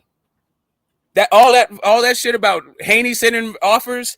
Guess what? Whether or not Haney sent an offer, whatever confusion happened in the timeline involved with that, what we do know is Loma never sent no motherfucking offers, and Loma petitioned everybody to do everything instead of petition when it was time for him to petition to get a Haney fight, right? So to me, if you want to go to the timeline and who's ducking who, yeah, it seems pretty. I feel like all of the facts, and not only just feel like that, all of the stated facts. I don't know what good judges are hearing or how they're how they're doing this calculus, but anyone in the sound of my voice understands that what Lomachenko is doing is nothing but duck stuff. Nothing. He's talking about, he's signing off, vacating titles, saying he didn't do it. Now he's saying, "Oh, it wasn't me or somebody else." All right, did somebody forge your signature? All right, so Mauricio Suleiman's lying, but he's because of PEDs, but your dad's telling the truth, even though he's hiding your record, and that dude's been surrounded by PEDs also. Okay, whatever. You can do all that shit if you want to, but when it comes right down to it, we all see that Lomachenko is trying to he's trying to eat his cake and have it too. He wants to act like he's doing all this stuff and then acting like he don't know what the hell's going on, and now we're supposed to call Devin Haney a duck after all of these years of waiting, and now in the 11th hour, Loma feels like he's gonna come down off of his mountain and deign to give Devin Haney, Devin the Dream Haney, his shot. Man, look, it was cool on the come up. Like at this point, they might be bigger things. Things are as big as you, or maybe bigger than you, like moving up to capture a title in a second division against the guy that smacked the shit out of you, that everybody wants to see us fight anyway. That's that part. Let me. Is there anything else? Let me see. Yeah, Dub right side, Coach, Batman, rest in peace. All that stuff with Tank. I guess it got you in your feelings, and you forgot that the question was about whether or not Devin moving up would constitute a duck for Loma. Yeah, like. Just like Loma didn't fucking owe Devin anything, guess what? Devin don't owe him anything. Just like the business should have been considered when it was time for Loma to fight Haney, guess what? The business should be considered when it's time for Haney to fight Loma. I'm not quite sure where you get all these double standards from perhaps shit talking on panels, but if you're talking about business, then why the hell would shit talking on panels trump your business? Anyway, the $1 Million Game interview was about the 135 division when he said Ryan Garcia and Tank Davis. So there's that part of it. So when it comes to fighting Teofimo Lopez, he's got one fight. They're both on top rank. If he's not fighting Loma, who would be just as good a fight, if not better, than Loma? That would be Teofimo Lopez at 140 pounds for the whatever Bob orders belt, or some other vacant fucking title. Since he got all of them, he can be first in line for all that shit. Triller is the issue. Right? Triller is the fly-by-night organization, not Tio. I'm not quite sure why you blame Triller's business woes on Teofimo Lopez when their business woes were well documented before Teofimo Lopez before they ever won the purse bid. It's not like Teofimo went to they won a purse bid. Haney moving up, fighting Tio, great fight. As good, if not better than Loma. Damn. Go ahead, Knock. You want to rebuttal that? No, where we get two rebuttals? Yeah, I thought that was the round. That's it. That's the round. That's it, yeah, that's the round. We got I got the poll up for y'all. Round too. I got the poll up for y'all. Y'all go ahead and pass it to the judges. OTB. Go ahead. Now We're I gonna start off with you, D Free. What you come up with, bro? Wow, man, that was another nice round. Knockout came out the door. He's saying, "Hell yeah, that was a duck," and he brought up the statement that Devin Haney had on June 9th, saying he felt the best he ever felt in his career. He had a nutritionist, and he feel good. And then he also came back and brought up the statement that he made on August in the press conference, saying he's going to leave his decision up to his father. But Knockout was like, but I thought you got a nutritionist, so why leave it up to your father? I thought you feel great. He never missed a weight, never had to come back a second time to make weight, and then he brought up the fact that Devin Haney sent a contract to Loma, and then Loma responded that he never sent the contract to him. That was a bold-faced lie. And so those were the key points that I got from Knockout in that second round. And then so we go to Smoke. Smoke brought up the fact that he compared the Lomachenko Tio fight. He said that was a good enough fight for Loma to move up and fight Tio, and it wasn't a duck. So he compared Devin Haney to move up and fight Tio. Which kind of lost me, because if Devin Haney's gonna move up, why you fight Tio? Why you wouldn't fight a champion? But either way, he said he compared him to Tio, and he said Tio beat Loma, so he feel that would be a better fight. He said Loma Tio's a better business move for Devin Haney instead of a Lomachenko fight. So I wrote down those key points, and then we go to the rebuttal round, and Knockout responded on a rebuttal round. He brought up the Devin Haney on the $1 million worth of game interview, where Devin Haney said the only fight that interested him was the Lomachenko and the Tank Davis fight. And then he brought up the statement that Devin Haney said that he would never lose to a white boy. And then he also doubled down with the fact that Devin Haney said he sent the contract and lied about it. And then he brought up the fact that Tio is not a big draw. He had to postpone that fight multiple times for ticket sales with the Triller fight for Cambosa. And so we go to Smoke in his rebuttal round, and he brought up the fact that Devin Haney and Tio will sell better than Loma. He said Loma can't sell, and he's not that good. Then he brought up the fact of Devin Haney and Loma going back and forth on Twitter, and he pretty much saying that Devin Haney and Tio is a better business fight over Lomachenko and Devin Haney. The only thing that I got from this was when it came to Smoke, he didn't really touch on the fact, is that a duck or not a duck, except for in his first round. I mean, the first round he did, but then when he got to the rebuttal, he just pretty much was just trying to sell the fact that Tio and Devin Haney is a better fight than Loma and Devin Haney. And I didn't understand that, because, like I said, if Devin is moving up, he's the undisputed champion, he's moving up, he should be going to fight a champion, not fighting Tio. So that would have been a better argument for me, moving up to fight another champion. And Lomachenko is not a champion. That would have been a better argument. But you compared him to Tio. Tio's not a champion. So looking at it like that, it would look like a duck. So I had to give that round a knockout. What you come up with, Kwame?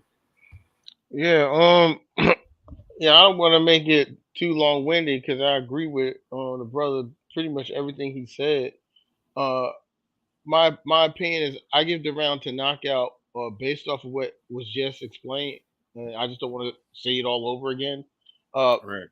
And because Knockout brought up actual facts and receipts and conversations, and I feel as if Smoke was just speaking off of theory based off of his theory for Tio, and it sounded good.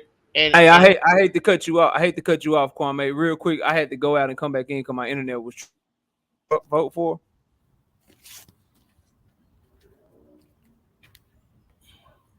Well, Can y'all hear me? Yeah, no, okay. it's over. We can- Again, we good. apparently my receipts are not being heard. Anyway, it's all good. It's all good. Okay, go Yeah, go ahead, Kwame. yeah. So It's what was retarded. the deciding factor for me that kind of gave the round to knockout was when I first heard the theory about fighting Teofimo Lopez, I said, yeah, actually that would be a great fight. You know, he did beat Lomachenko, but then when knockout brought up the fact that Teofimo Lopez don't sell and brought up the facts of Triller, and then also the fact that Teofimo Lopez doesn't have a belt, and Devin Haney actually initiated conversation on social media to say Loma was ducking him. That to me said that, hey, if he did all that and he didn't fight Lomachenko, it would be a duck. So I have to get that round of knockout. Facts. Love with everybody. I definitely agree with everybody up there. Smoke, you just lost me on the angle with Teofimo. I get that he was the bigger seller in that fight, and I get that was the fight that you would have sold for him to move up. But just as D-Free noted, I don't see that just ain't a fight that you being an undisputed champion, so you move up and fight a Teofimo with no belts. For what? Knockout. You gonna start your round off shooting at judges and shooting at moderators and shooting all at the chat. Yeah, I mean, you just you pulled out the Tommy gun. Damn, I'm up here dodging bullets and shit. I feel like I feel like Yeah, no, I'm gonna just say you know what it is. You know what it is. It's all good. I'm having a good time. Is the judges' comments is they a little bit whatever. Let's just keep going. I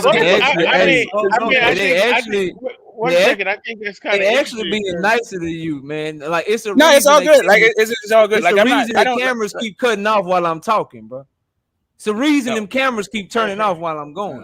Man, like I was saying, I think also the icing in the cake was the fact that Devin Haney said, when you brought the fact that Devin Haney got a nutritionist and it was easy to make 135, that just kind of blew it out the water. Like there would be absolutely no reason for him to go up in weight and fight someone who doesn't have a belt, someone who doesn't have a belt, opposed to the person who he said was ducking him the whole time, and you gave good factual, like you gave facts of conversations, and who Devin Haney said he would want to fight. So if someone says they want to fight somebody, and then they go fight somebody else in a different weight class, and they can still make the weight, I would have to call the duck. I mean, so you guys didn't hear me ask like if you just because you make the weight in go ahead, 2020 you can't do it in 20. Yeah, so when I'm asking if you just because you can make the weight in 2022, don't mean you can make the weight in 2023. I heard all that.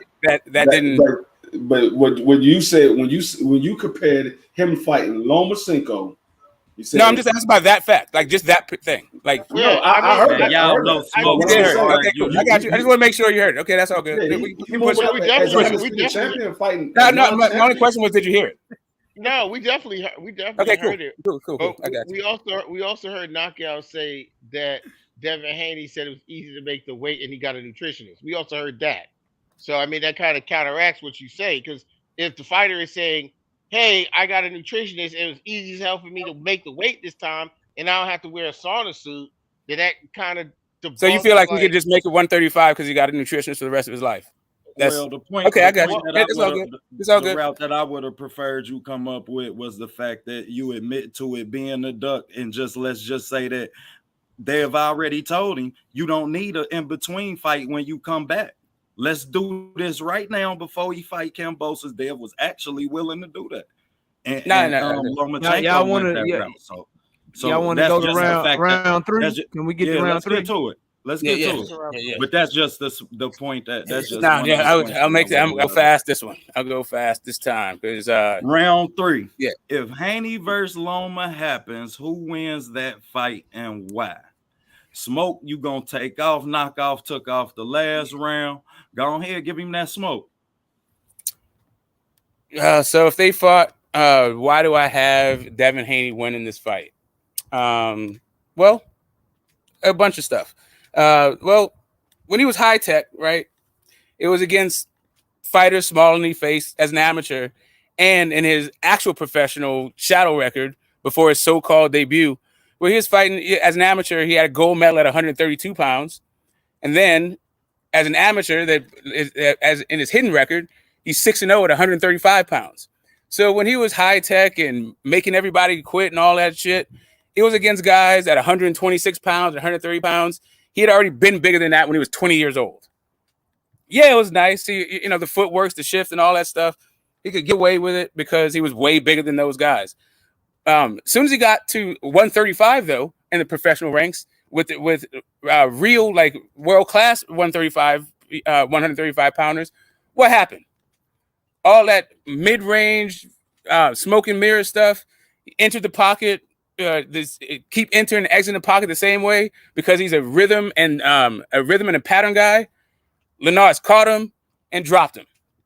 And if he had been a little bit more, if we had been a little bit more proactive, who knows what we would have got out of that? If Linares was a better finisher, maybe we would have checked Loma's chin. We might be having a completely different conversation about the greatness that is Loma, even though it's already been diminished by an up-and-coming fighter, developing guy like Teofimo Lopez, right? But yeah, after he was taking the boxing world by storm. Everybody loved who he was. Right after he was high tech, and then he had the Sosa fight.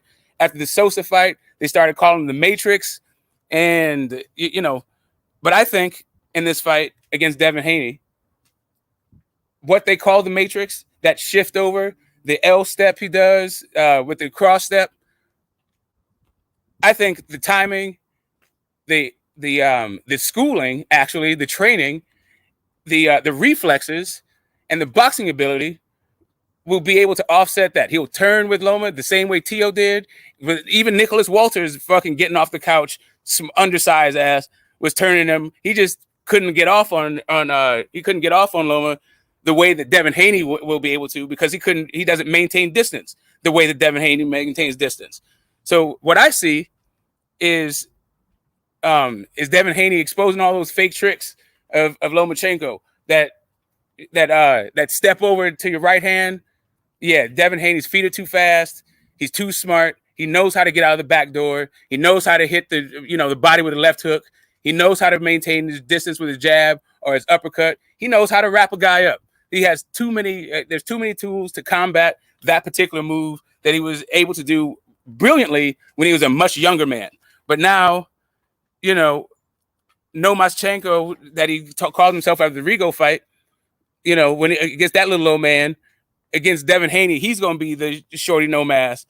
And then he's going to revert to being the photo op-Chenko with some fucking gauze the size of Mount Everest on some body part to let us know that, he really got injured in the fight after Devin basically boxes his ears off and show him that this sport is a young man's business. And size does fucking matter. Right? And he knows that because everyone is talking about how Lomachenko is basically too small for 135, right? And even though this guy's fought 132 as an amateur, even though we got this shadow, he's got this secret record at 135 that nobody knows about. But he's too small on 135. The reason why they say he's too small for 135 is because of guys like Devin Haney, guys like Ryan Garcia, guys like Teofimo Lopez that we expect to see at 147 pounds. So it's not just the skills of these guys. Like Devin Haney is probably the best schooled out of all of them. Like Lomachenko has that Ukrainian thing, and he danced and all this stuff, and that's cool. And he was also raised by he was boxing since he was a little kid, and that's cool. But Devin Haney has one of the best trainers to do it in the last century, and in Floyd Mayweather Sr., teaching him how to do combinations from the time he was in the crib all the way up until he was a teenager. Like Devin Haney is probably the closest thing we have to a trained fighter on the level of a Floyd Mayweather when it comes to understanding how to take away what a person does well, how to fight in every kind of situation, forward, backward, going side to side. Not because he's emulated Floyd, but because he was taught by the same guy that taught Floyd. That's Floyd Sr. and also, Jeff and the other guys at the Mayweather gym. I expect we'll see some some Army fatigues pop out.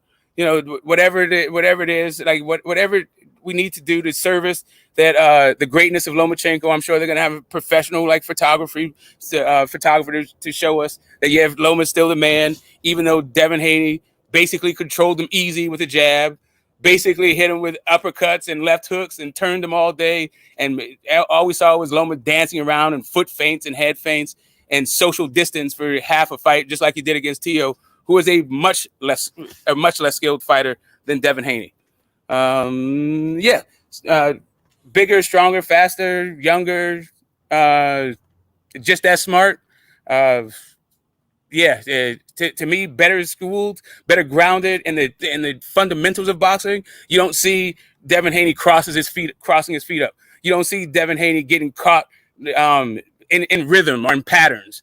You don't see Devin Haney's style becoming a detriment to him, because when he does that little L step cross and then cross his feet, or maybe that rhythm step back, then either he's squared up or his weight is in the wrong place and a guy can just touch him with a jab and knock him over and stuff like that. That's not where Devin Haney's coming from. He's coming from a very solid foundation, not some Ukrainian school of dance kind of thing. I got Devin Haney boxing the ears off of Loma and giving the old man a lesson. That's my time. Damn, shout out to Smoke for doing his homework on the rhythm step. Round 3. If Haney versus Loma happens, knockout, who wins this fight and why? Lomachenko, and all the Devin Haney fans gonna be mad. And there's 1, 2, 3 main reasons. Four. Reason 1, experience. Loma will be by far the most experienced fighter that Devin Haney has ever fought. With his 2 Olympic gold medals, he's a 3-weight world champion. He had over 400 amateur fights, so he is by far more experienced than anyone that Devin Haney has ever fought. Also, second reason, Loma is used to size, bro.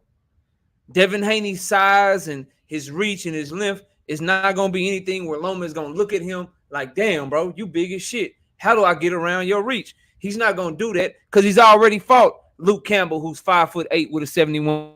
He's already fought Honey, who's 5'11" with a 71-inch reach. He's already fought Richard Comey, who's 5'8" with a 71-inch reach.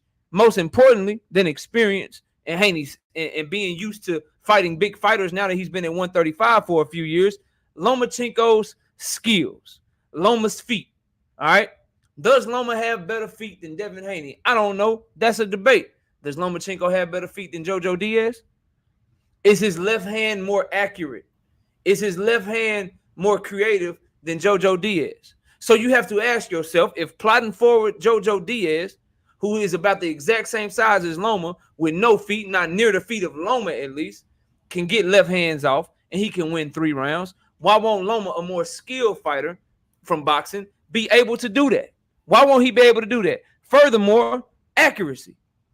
Remember when I had a debate with Right Side and I told y'all that Gervonta Tank Davis was the second most accurate puncher in boxing? Remember when I told y'all that?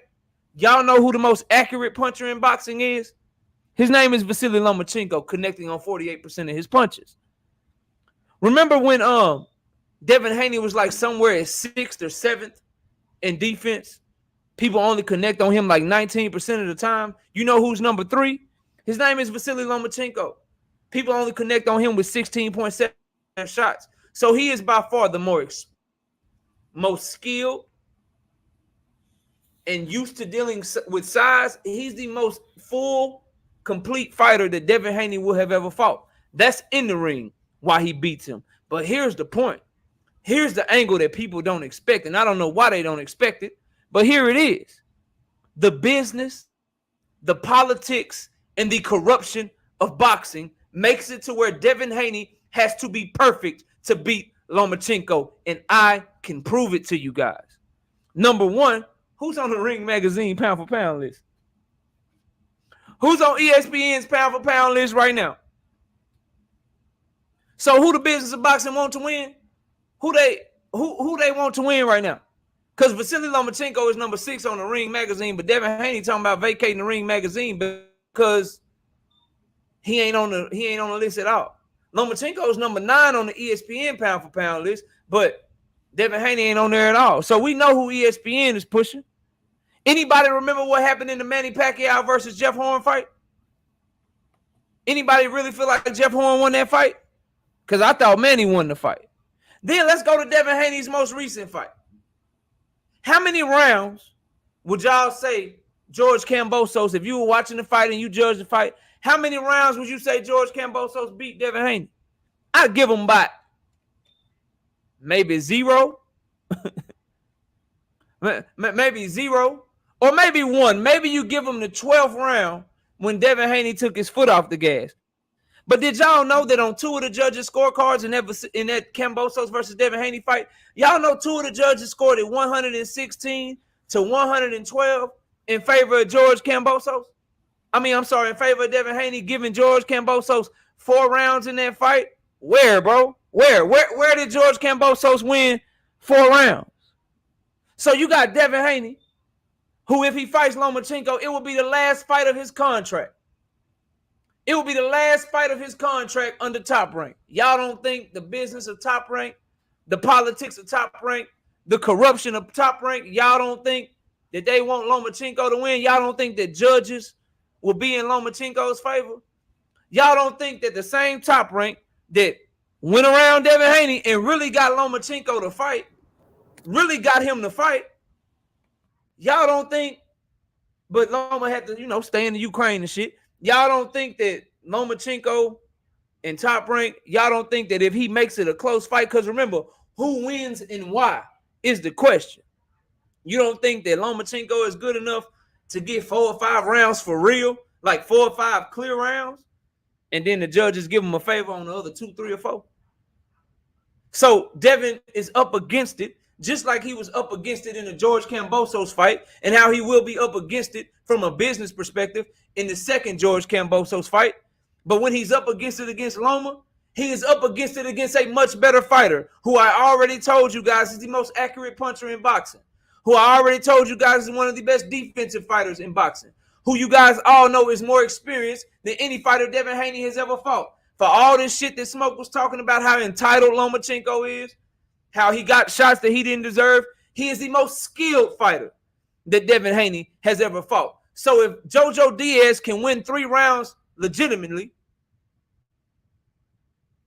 if he can win 3 rounds legitimately, why won't Lomachenko be able to win like 4 or 5 rounds and then get some help from the corruption, the politics, and the business of boxing? So that's why Lomachenko will beat Devin Haney. He will beat him because he is more skilled inside the ring than any fighter Devin Haney has ever fought.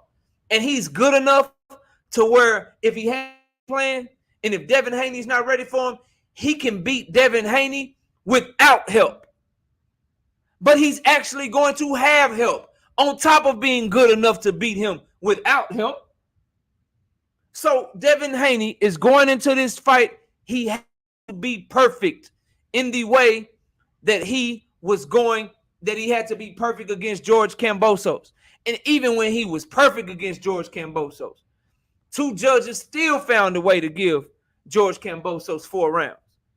Manny Pacquiao, much bigger star than Devin Haney, much more revenue generating, having the politics on his side than Devin Haney. Even he on the last fight of his Top Rank contract, Top Rank was like, bring that ass here, boy. Give me them belts because your ass is on the way out the door. So what the hell y'all think gonna happen if Devin Haney get in a close-ass fight with Lomachenko? Y'all really think that them top-ranked judges gonna be like, yeah, it was a close-ass fight, a lot of swing rounds. We know Devin Haney won that whole 7-5, 8-4. Let's go ahead and give it to Devin Haney. Y'all really believe that? So who wins and why? Lomachenko, because he gonna make it close enough to where they gonna feel like they can make an argument for them to take it from Devin Haney, because Bob Arum won't control of them goddamn belts. Yeah, that's why he gonna win. Tell me where I lied at. But anyway, that's my round 3. Skills, experience, used to fighting tall ass fighters. The best fighter that Devin Haney fought and the politics, the business, and the corruption of boxing is all on Lomachenko's side. That's all I got. Okay, then knocked and started out the round with the low, ended out with the low blow. It's on you, Smoke. Go ahead, rebuttal. Give him that smoke. All right. What I heard, he said it, and I'll repeat it. Just the 3 points, and I'm just gonna rebut the points very simply, and maybe this time my message will be heard loud and clear. Loma will win because he's the more experienced and he's the best guy that Haney faced. That's 1 point. Another one is Loma can do a better job than Loma. Loma can do a better job than JoJo. And the last one is there's corruption in boxing. And for those 3 reasons, that's why, and the forces that be want for Loma to win. And that's why he's going to win. All right. Point number 1, Loma will win because he's more experienced and he's the best guy Haney faced. Well, that was true when the last time he tried to unify against Teofimo Lopez. Didn't work out for him. All that skill and shit, all he was doing was fucking looking around and dancing around and fainting and all that shit. All that experience. All we did was experience fucking boredom. That's what happened. He might have been the best guy he faced at dancing around and doing nothing for half a fucking fight. And because he did it against Teofimo Lopez, I mean, I guess it shouldn't have been because of the size, right? Because he already faced big guys. It shouldn't be because of the punch, right? He already faced big punchers. So what's the problem? Like if you think that that Loma is more experienced than Haney, how the hell is he not more experienced than fucking Teofimo Lopez? Teofimo Lopez does not have the amount of fights or the big fight experience as Devin Haney. So I don't understand how, on the one hand, his experience and his skills are going to bring him over the top against Devin Haney, but it didn't bring him over the top against a guy who is less skilled with less experience than Teofimo Lopez. Anyway, but now we get to like whether or not can Loma do better than JoJo. Maybe. Doesn't mean he'll win a single more round than JoJo. Like this idea about the accurate punchers. Yeah, he's accurate against the guys he's fighting. And you know who those guys are? A bunch of cement-footed dudes that stand right in front of him, that don't that don't have the accuracy, don't have the ring IQ, don't have the punch selection, or the accuracy of Devin Haney, right? So maybe Loma is doing all that stuff because while he's trying to accuse Devin Haney of ducking and all that stuff, he's doing nothing to make this fight except for talk shit about Devin Haney. Anyway, so last one, the corruption in boxing. Yeah, it is kind of interesting to argue that a guy is ducking you, and at the same time you argue that you probably shouldn't fight the guy because you won't get a fair shake anyway. It sounds like for some reason Devin is in this position, in this debate, in life, in boxing, that he is damned if he does and damned if he doesn't. The dude can get franchise belts. The dude can fucking duck him. He can vacate the title, sign off that shit, and he's just gonna go, well, I don't know anything about it. And go, yeah, you know what? That's a good point. You know what, shit, maybe you don't know anything about it. Okay, cool. You can say, hey, you know what? It's not ducking Devin Haney when the business dictates ducking Haney. But then I say, hey, you know what? Here's a fight that's probably a bigger fight. I thought the business means you don't duck. You know what? No, you talk shit that time. Actually, the business part don't matter now. Yeah. Okay, cool. So now let's get to this whole thing about corruption in boxing. A lot of people thought that Bivol wasn't going to win the fight because corruption in boxing. Bivol won the fight. I'm pretty sure that people wanted Loma to win against Teofimo Lopez. Corruption in boxing. Teo still won the fight. I'm not quite sure why all of a sudden it's because it's Devin Haney Devin Haney's the one that's not going to be able to overcome. We said the same thing about Kambosos, that he had to be perfect. He didn't have to be perfect. George Kambosos was touching him upside his head with all kinds of left hooks. He was grabbing a whole bunch. Like, yeah, no, he wasn't perfect, but guess what? He was good enough that the judges, even in that hostile environment, couldn't deny him. And that's all you have to be. And just because Omanchenko was able to do that shit against lesser fighters, put up those kind of stats, that has absolutely nothing to do with what's going to happen when Devin the Dream Haney puts those Oakland B's upside his head with that fancy fucking footwork he got out of the Mayweather camp. Shout out to the Midwest style that understands how to take your best weapon away from you. He doesn't have a lot of experience with left hands, Jojo Diaz being one of them, but Jojo Diaz is a guy who understands how to cut off the ring. Jojo Diaz has been in there with master boxers like Gary Russell Jr. He's been in there with master boxers like Tevin Farmer. So yeah, he understands what that means. He understands how to get around that and how to manipulate all that stuff. But still, even with Jojo Diaz, it was a one-sided fucking ass whooping. And that's what it's going to be with more experienced Lomachenko, just like it was with more experienced Jojo Diaz. That's my time. All right, so Loma unified against Teofimo Lopez and lost was 1 point that Smoke brought up. And so because of that, somehow that means that the judges would be fair to Devin Haney, or that Devin Haney would beat Loma because Teofimo Lopez beat Loma. I ain't gonna talk about the shit, but what I will say is that Teofimo Lopez wasn't on his last fight of his career at Top Rank, just like Devin Haney is. So that point is mute because Teofimo is still fighting on Top Rank to this day. So Top Rank has no issue with letting a Loma Teofimo fight be judged fairly, because if Teofimo beats Loma else, then Teofimo still has, then Top Rank still has control of those belts in the lightweight division. So let's check that off and let's keep going. He said that Loma's accurate, but yeah, Loma's only accurate against the fighters that he's fighting, the cement-footed fighters that he's fighting. At almost years old, what type of feet did Yuriorkis Gamboa have?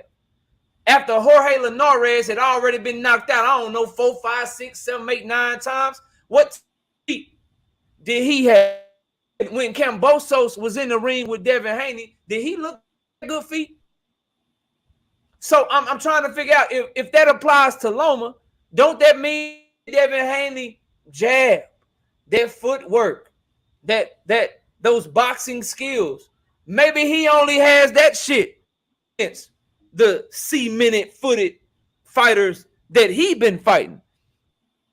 My baby shit, damned if he do, damned if he doesn't. Man, you don't get that weak ass shit out of here. No, bro.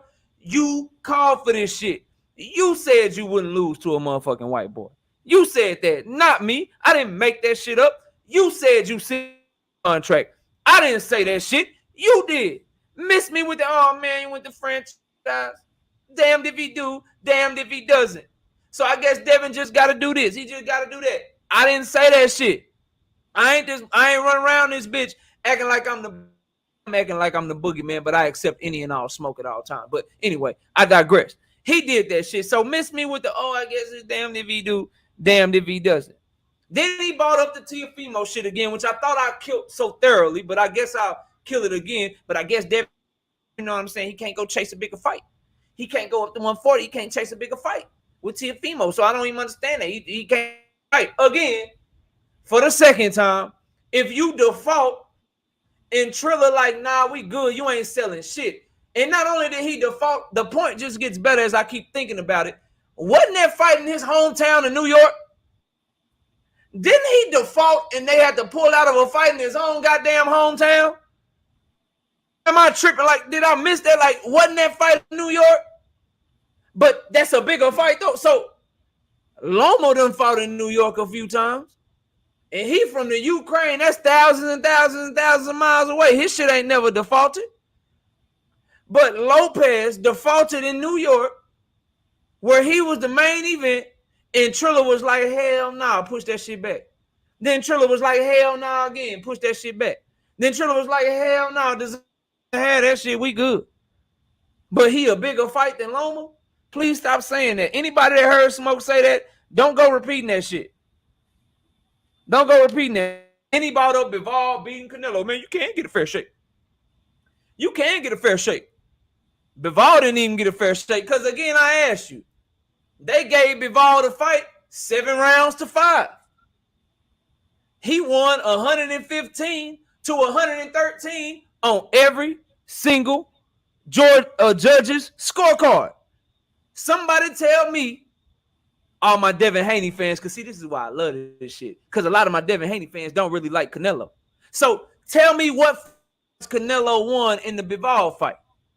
But they still gave him 5 rounds, which proves my point that the business, the corruption, the politics of boxing will help Loma the Devin Haney fight. Let me check that one out. Then he said this that I know he don't even believe. He don't even believe this shit right here. Kambosos was touching him up.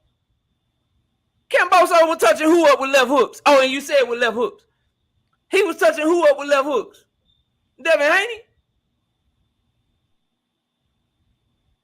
Direction of Devin Haney getting touched up in the George Kambosos fight. I will wait for that shit. Send me a clip. Send me something, bro. So in closing, as I close my debate, and we'll get to the bonus round, Loma's more experienced than anyone Devin has ever fought. Loma is more skilled than anyone Devin has ever fought. Loma is used to dealing with size. He's fought multiple dimensions as Devin. And Loma will be with top whether he wins or loses to Devin. So who y'all think a chance to win the fight in an evenly matched? Maybe you favor Devin 55-45. Maybe you favor Loma 55-45. Maybe you think it's a 50-50 fight. But when one fighter got all these things on his side and you haven't seen a fight yet, what's the safe money on? I don't know about y'all, but give me the guy that's highly skilled, that's a two-time Olympic gold medalist, that got some of the best feet and best angles in boxing, and that also got the business of boxing on his side. And Michael Fox versus Gabriel Mastery already showed us that, shit, if the business on your side, anything can happen. Anything can happen. Just ask Sweet Pea Pernell Whitaker in the times he got robbed. Anything can happen if the business ain't on your side. But not only is the business on Loma's side, he got a mad-ass skill set too. But that's it. That's my third round. We'll let y'all vote and stuff, man. Damn. Straight off with Kwame, man. Kwame, what you get out of that round, bro? Man, this is man. All these rounds is tough, and for me, it's coming down to the same thing though. Over each round, it's just matching the facts to the actual question and the argument at hand. And being a judge, I have to take my personal feelings of what I believe would happen in the fight out of it, and it has to go to how both candidates represent their argument. And based on the argument that I heard so far, again, I gotta get around a knockout. I just feel as if what knockout said makes a lot more sense from what Smoke stated was a lot based on theory of Devin Haney winning the fight based off learning from Floyd Mayweather's trainer and different things of that nature. Where Knockout brought up the attributes that Devin Haney has in terms of the things that I thought would actually beat Lomachenko in the fight, which was the reach and those things. And he brought up the experience and how he fought guys who were 5'11", other guys, and then also the fact that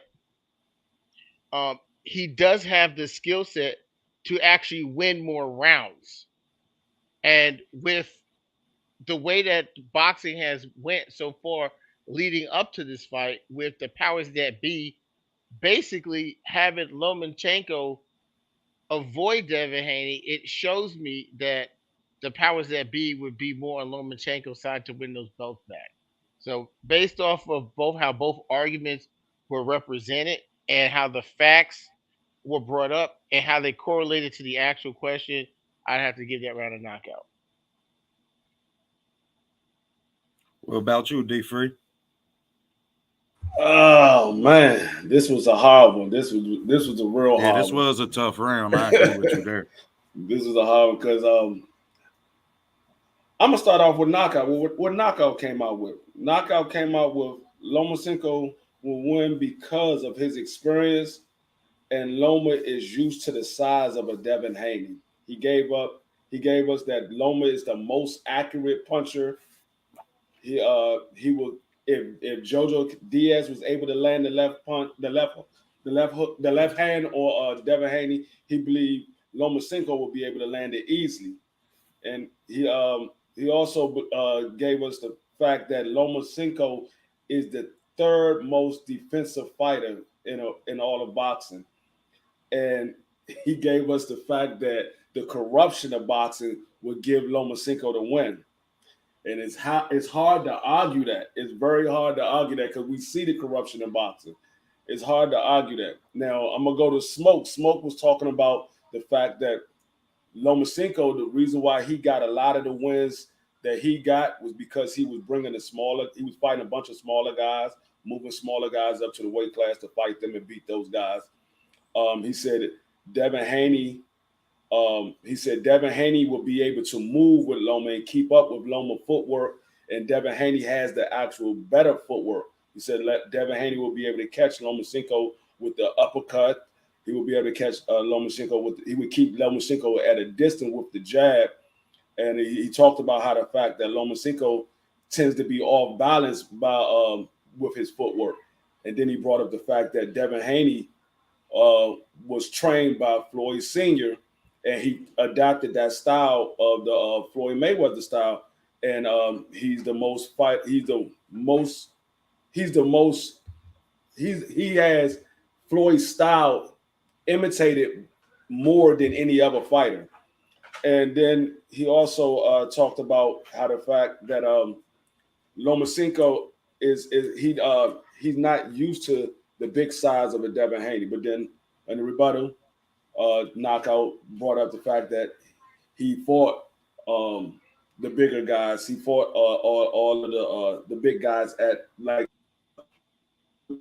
Nakatomi, Richard Comey, Tio. So this is a horrible. Woo.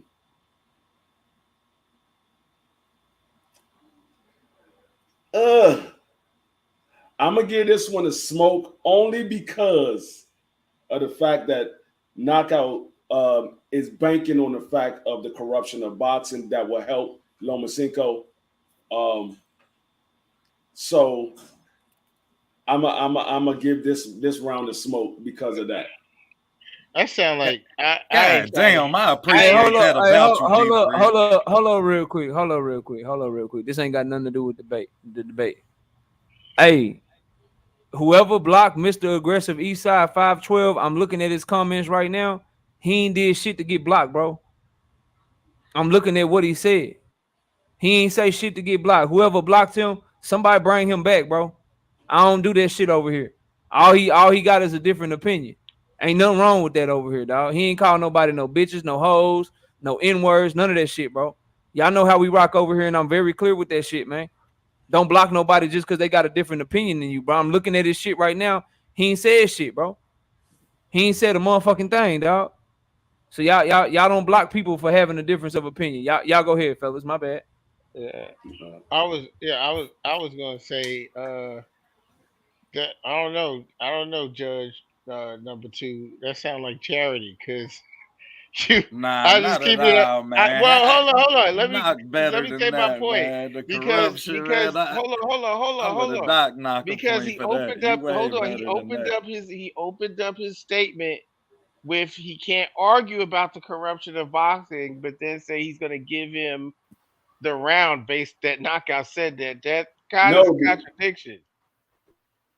Because he's banking on the corruption of boxing. It's not a guarantee that he's going to get it. He's banking on it because Canelo was banking on it, but he didn't get it. They tried to, but it was just so one-sided. They couldn't give it to him. Well, I mean, look, I'm just playing devil's advocate because your opinion's your opinion, and you gave the round of Smoke. I also feel like Knockout didn't just use that as his focal point. He used the experience. He used the reach. He used multiple fighters. I think to me, it came like the corruption of boxing was the icing on the cake because he actually gave actual reasons, factual reasons, statistical reasons with the defense and the offense. These were all statistical, factual reasons why he would win. So I mean, hey, whatever. But I'm just Man, Knockout confused too- about all this too damn statistical stuff that you hear from stand-up all this lane statistical on stuff the you hear corruption. from Knockout, but you don't hear none of it from me.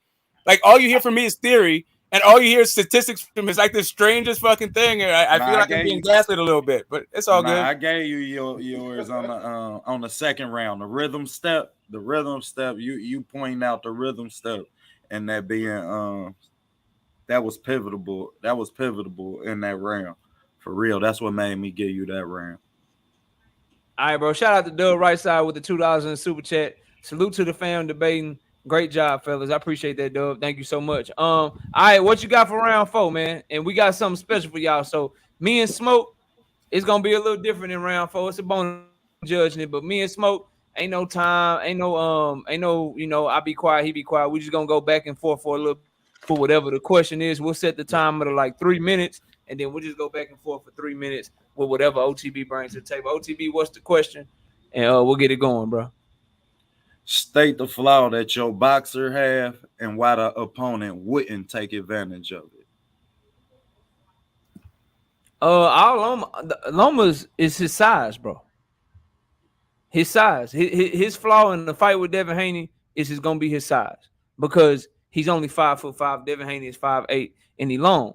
But Devin Haney won't be able to take advantage of his size because Lomachenko is so crafty with taking off different angles. He's so crafty with being able to get his offense off. Even in the Teofimo Lopez fight, right? Who was more athletic, a more dangerous puncher, a more explosive puncher, and who was boxing lights out at the time that Loma fought him. People forget that shit. He was boxing beautifully, bro, at the time that Loma caught a hold of Teofimo Lopez. He was on a run, bro. He had just, his confidence was at an all-time high. He had just did something to Comey that was just like epic, bro. And so Teofimo Lopez, even at a point in that fight, Loma started putting paws on his ass 9, 10, 11, 12 round, bro. He started putting paws on his ass, real shit. So even in that fight, he eventually found his way around the explosiveness of Lopez.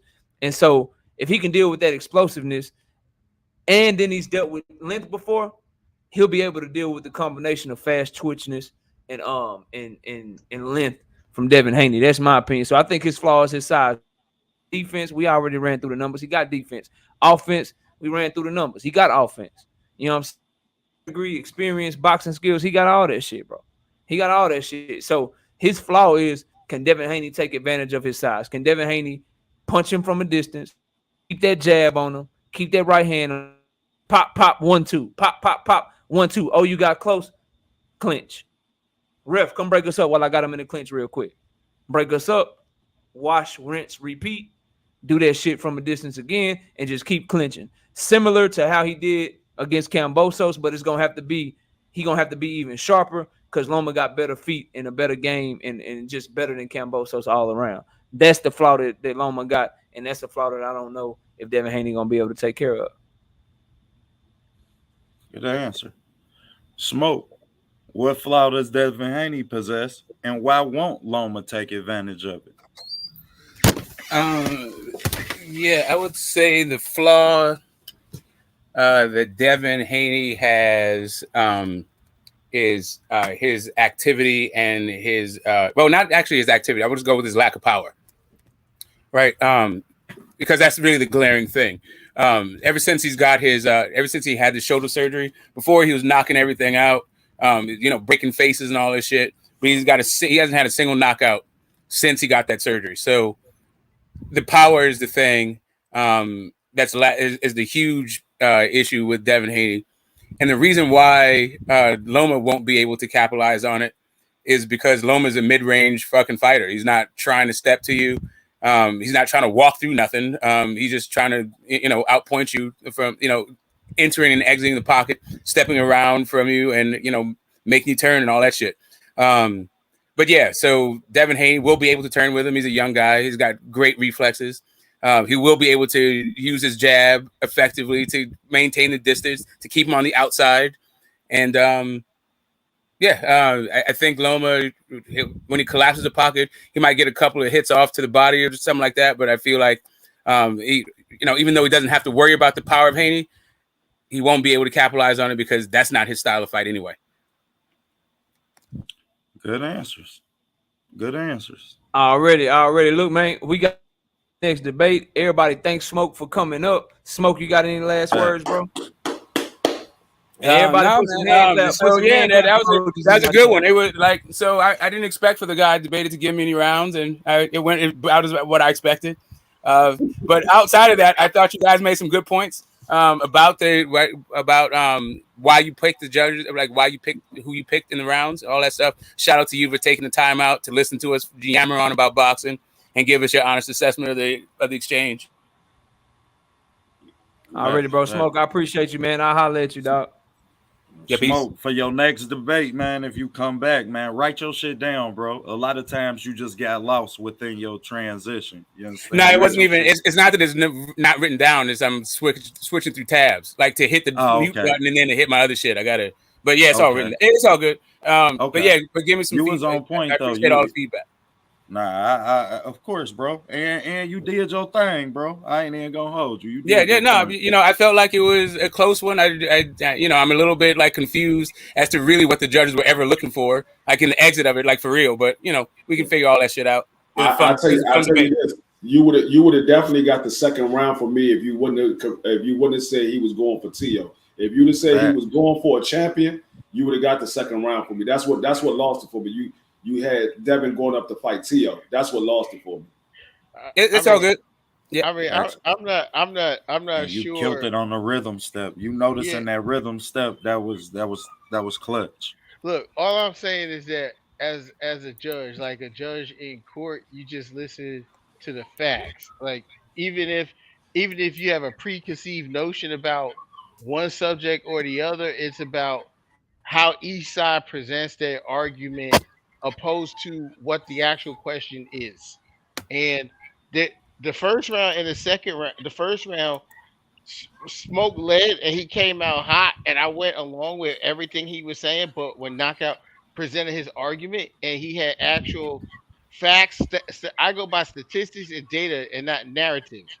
And what Knockout to me did to this debate was he stayed away from narrative and he brought up statistics and numbers. And when anytime, because the truth are always in the numbers. So I personally believe that Devin Haney would beat Lomachenko, but that's not what the debate is about, right? The debate is about how each side presents their argument. And based off of that, that's why I gave it to Knockout. I had to take my own personal feeling out of it. Hey, brother, I appreciate that, but that certainly was not what the first round was about. It was about the franchise champ being a duck, and you said you gave it to him because Lomachenko said it wasn't him. No, that's not what I said, but I mean that's cool. I know exactly what I said. What I stated. Hey, we can talk about. We gotta get to. Yeah, we gonna have a post show to chop all of this shit up. Yeah, we'll chop it up. But Smoke, bro, thank you, Tom. I appreciate you chopping up boxing with you as always, dog. It was a pleasure, man. You always bringing smoke. Bole, where your ass at, man? I know it's late. Let me know if we need to reschedule, but I'm ready, bro. If you're not here, then we chop it up and we can just open up the panel. The whole damn chat. Lord have mercy. He right there. He trying to log in. All right, well, hurry up, bro. I'm ready. All right. And that was the one that I thought, bro. I love Smoke, man. And I love D3, but D3, he ain't win that goddamn third round. I be damned. Yeah, I be damn, D3. I know you trying to be nice. I just called it out. You went to the corruption. I wasn't trying to. I heard the corruption. I was disappointed. D3, I wasn't trying to change your mind. It's just that for me, if someone says something, it just has to add up. Because to me, it was like in the beginning, you said, "Oh man, I have to agree, man, with the whole corruption part." And then you go at the end, you like, "Yeah, because he said the corruption." Dock his ass, man. That's a flag on the play. That's good. I'm like, I had your device not connected, Bole. You got to get your device connected. Hold up. Hey, I almost threw a flag. We just saw the corruption. We saw the corruption in boxing. Fuck, he leaned on the corruption in boxing. We saw the and y'all give him props for that shit.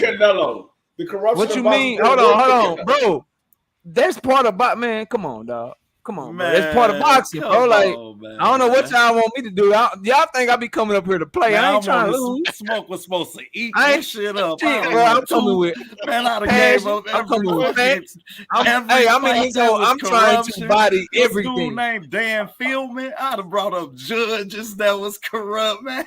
Hey, I can't believe neither one of y'all said it. Y'all know that Devin. Listen, bro. Y'all know that goddamn Devin. Y'all know that shit I was saying about Tank yesterday and how I bought that shit. But y'all know that shit hit hard. Stop playing with me, bro. Stop playing. Y'all know, I'm glad y'all know that shit hit hard, we bro. gonna have a hell of a debate about the shots you fired at me, man. I'm glad I wasn't in that chat. Man, Stop shit, hey, you got to judge. now you know You D-Free. gonna let me judge this shit, No, y'all, just so here. he can I shoot the was shots here when he dying know laughing he when gonna he hit shot me. with That that was some shit. assassin shit. Nah, I knew that what people were gonna say when I said that. So what I just went back and watched my live stream. I just was writing down everything everybody said. When I went to where I was talking about Tank, I was just in the chat like, oh yeah, oh yeah, oh you agree? Okay, all right. Yeah. And you know what? Now that I think about it, you try to use that shit against me today. Yeah, that's his shit, D-Free. Hey, that's but it his didn't shit. work because He tried it out on you earlier. I keep my shit 100. It don't work with me. I did. He just got it. I seen D-Free. Hey, I think it was just to that shit. Like I know where knockout going. I think D-Free was on Just Do panel, right? Yeah. And we was talking about some question on purpose just to see what he would say. And he didn't take the bait. He kept it 100. I was like, damn. Nah, I keep my shit 100. You give me like that. I was like, damn. I was like, God damn it. I just thought about this shit. I was like, hold up. He trying to use that shit to me today.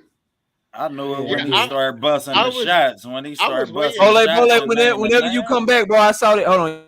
I saw that you was trying to get in, but it kept saying device not connected, so I couldn't let you up, bro. Yeah, he did set that shit up, Zulu line. I say, I got a trick for knockout. On the last on the question about like who's gonna beat who, I was like in my head, I was like, well, I already know that knockout Tank is knockout's dude, and Devin Haney is his rival. So I was like, he gonna say some bullshit to like discredit him.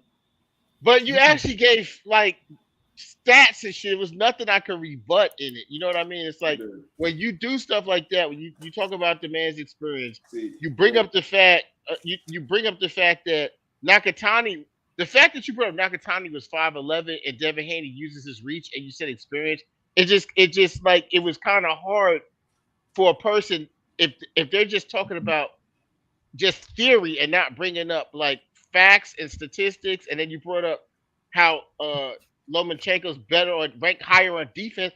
It's just like how do you battle that? You can't battle that just based off your own opinion and who trained somebody. You know what I'm saying? It's like you put it all together. So salute to you. I appreciate that, salute bro. to Thank Smoke you, man. too. It was tough because Smoke came out hot, and I was like, oh shit, this motherfucker cooking. Man, and Kwame, you battle that shit with the actual technicalities of boxing, not the numbers. Right. That's where he was supposed to go. He was supposed to visually explain it to the people. You understand, to where the numbers become irrelevant. Hey, I'm finna hey Bole, keep it a buck, bro. It's getting late. I'm just gonna open up the panel, but I ain't ducking no smoke. We can do the Andrade and Jhanibeck debate next week. If you down to do it next week, bro. Because I needed you to hop up here. I was gonna have to shorten it anyway, but I'm gonna open up the panel. I got about another 30, maybe 45 minutes at the most, but 30 for sure. But we can all chop it up. So I'm gonna drop the link. Anybody want to come up? You're more than welcome to come up. Yeah, and we'll go from there, bro. Give me 1 second. Let me link. It's all good. Just get it together, bro, and then that way, cause I want to give you the time that you deserve, bro. I don't want to cut your round short, and I don't want to do all that shit, fellas. If y'all gotta go or something, cool, but the panel will be open, man, and we can all just chop it up, talk about whatever y'all want to talk about. If y'all want to talk about the debate for a little bit, if you want to talk about something in boxing, man, anything and everything is on the table. I'm gonna pin that message to the chat. Anyone that want to come up, man, you're more than welcome to come up, bro. My brother Young Billy in the building. Young Billy, what's up with it, bro? Come on, Jay Greg. Hey, hold on. Jay, real. Come on, dog. Stop playing. Stop playing Billy with me, bro. fucked up. Don't do that. Don't do that, bro. What happened? What happened? He My bad. saying My I'm bad. ducking. He's saying I'm ducking Bole now, bro. Come on, dog. Oh, He so can't you get his put shit. He trying to get his shit together, Jay Grant. But go Oh, so ahead, you go put- ahead. I don't want to hate y'all here, him, and I'm sorry, Miss Knockout back there. She getting that time, bro. She getting that time. So I can't be on here till no 12 a.m. But let me get my brother Smoke up here. Let me get Coach up here. Young Billy, what you Big got, Smoke, bro? what's up with your champ? Hey man, What's up, hey, Coach? hell of a debate. I didn't see the corruption shit coming, Knockout. I'm gonna be honest. When you told me watch what you gonna do in the chat, and the fact that you was engaging in the chat while you in a full out debate, bro, it got to be the most Lomachenko thing out there. Like you said, he was arrogant. That gotta be the arrogance of your debating. You know what I'm saying, bro? You was entertaining the chat, writing Nick J. You don't believe that. You was over there writing me. Yeah, watch what I do. I'm like, bro, somebody got to go. Somebody got to come for knockout. You get what I'm saying? Like Bowley, whoever. Man, that shit was pissing me off watching Somebody that got to shit. come for Knock was knockout, having bro. a ball. I say, He man. dropped a video today saying that. I mean, the other day saying, you know what? You got to challenge yourself. And so I'm gonna do, I'm gonna do 2 debates in one night. I want to be what you say? I want to be the best debater on YouTube. I do. And Real shit. I really want to do that. Hey, Bole, what's up, bro? Hey, what's going on, man? Sorry about that. I don't Hey, know what man. happened with my. Chillin'. I had to switch devices. No, you good. You good. Let me ask you now. I got cause I'm just keep the panel open, and you're more than welcome to stay up here. But just so we can have the proper time to do the debate, bro. This one ran longer than I thought it would. Stay up here on the panel for open panel. I'm booked Wednesday next week. But I am free Thursday because I got Kayla Mayer and Alicia Baumgartner debate with OTB and Jay Chestnut. We can do it Thursday before theirs, but we have to do it to where it's 5-minute rounds with a 3-minute rebuttal. Can you do next Thursday at 7:30? How about this? We all prepare. We all prepare for this. And to be honest with you, man, it's a good thing. It's a good thing I got good rest, man. I was kind of falling asleep during that thing. I'm gonna be honest with you. So we went through this. The debate, the issue was hot a week ago. And it's in between hot and lukewarm right now. So we wait another week, it's gonna be cold French fries. All right, so are you cool right now? If we can do it right now, let's do it right now. Do you want to do it right now, and then we can do 4-minute rounds with rebuttal? Because I gotta cut it short, son, bro. I can't be on here till 11-12 o'clock. So we can do it right now, but we'll do rounds with a 2-minute rebuttal for each, and no bonus round. We'll just do and we'll cook like that. Is you cool with that? Can we do that? Hey, knockout. Yeah. My bad. Hey, bro, you still there?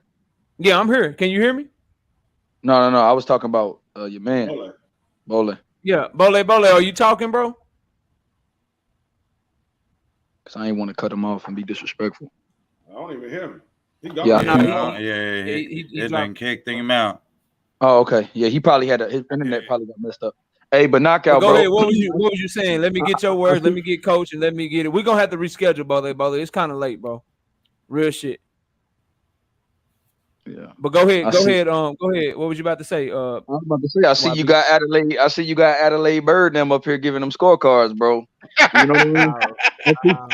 Yeah, my man. I was like, hey, you know what? My boy got Devin Haney can move up. I was like, Devin Haney can move up and fight. Don't tell me you got. Don't tell me you got. Yeah, one second. Man, log to the game and like, hey man, D Free over there handing out rounds. D Free, what's up, champ? See, I was like, hey man, I was like, Smoke. What you don't realize, Smoke, is he saying I can't get a word in that nobody can hear me talk. I'm realizing it. I realize that nobody's listening to me. But what he's saying is that he had a late bird because he gave you the third round. He don't feel like I got it. I got it. And what I'm saying is, I say something like, hey, you know what? Devin Haney can move up to fight Teofimo for a vacant belt. And what I get back is, I was going to fight it for no belt. I would have gave you a round if you said fighting for a belt. Like, oh, okay. Thanks a lot, guys. Thanks, God, for the judging. What vacant belt though? And they said that because he wasn't a champion, bro. You know what that shit meant, man. What vacant belt? When All you the have a belts vacant are belt, you're not all a the champion. vacant belts are about to be fought for. Yeah. Hold on real quick. Bole back, and if he want to do the debate right now, we can do it right now. Are you cool with 4-minute rounds and 2-minute rebuttals, bro? Yeah, what's that? The WBO? I mean, 4 minute rounds, and I mean that's kind of short. I mean, why don't we just do a full round one? I mean, that's the core question, right? Is So you Andre just want to ducking do Jhanibeck? 1 round, 10-minute, 5-minute rebuttal, and you just want to do is Andrade ducking Jhanibeck? I mean, I'd rather do the whole thing, but I'd rather not. I mean, I'd rather not just cut it short in terms of time because there's a lot of points just to give Let's do the be subject patient its the due whole thing. respect. Yeah. All right, just we be can. patient through the whole All thing. right, bro. Let me give me a second. Y'all chop it and give me a second. Give me 1 second. Okay. Hey, but yeah, man. That was Smoke. Good job though, bro. Shout out to OTB. Boy, you funny as hell out here moderating. Motherfucker OTB funny than the motherfucker. Yeah, I would have. People like, Hey, I could have used OTB as a judge. I could have used one. Yeah, he said I would have I gave definitely round could have one to used it as a Smoke. judge. He's like, he's the only guy that heard me say anything technical. Everything was like, oh, theory and Hey, y'all know I don't hear nothing but the technicals. Shit. Yeah, All right, let's go ahead. Let's go ahead and get it going. No bullshit. OTB gave you a round based off of something you said about film study because he's a Hey, real quick, y'all. I gotta cut it. I gotta cut it. Hey, fellas, I gotta cut it short. I gotta go ahead and give Bole this work since he wanted so bad. We got it. Yeah, so Smoke, Coach, go ahead, and I know you hop up and say what you were gonna say real quick, and then me and Bole and the judges and the moderator will get to the debate. Go ahead and say what you about to say, Coach. Oh, I was just listening. I came late. I fell asleep. YB, I'ma holler at y'all, bro. Y'all boys take it easy, man. Already. My man Smoke was all over the place a lot of times too. You know what I'm saying? Instead of sticking on task, and he let you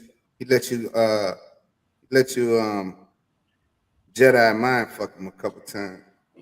You know. Facts, Coach.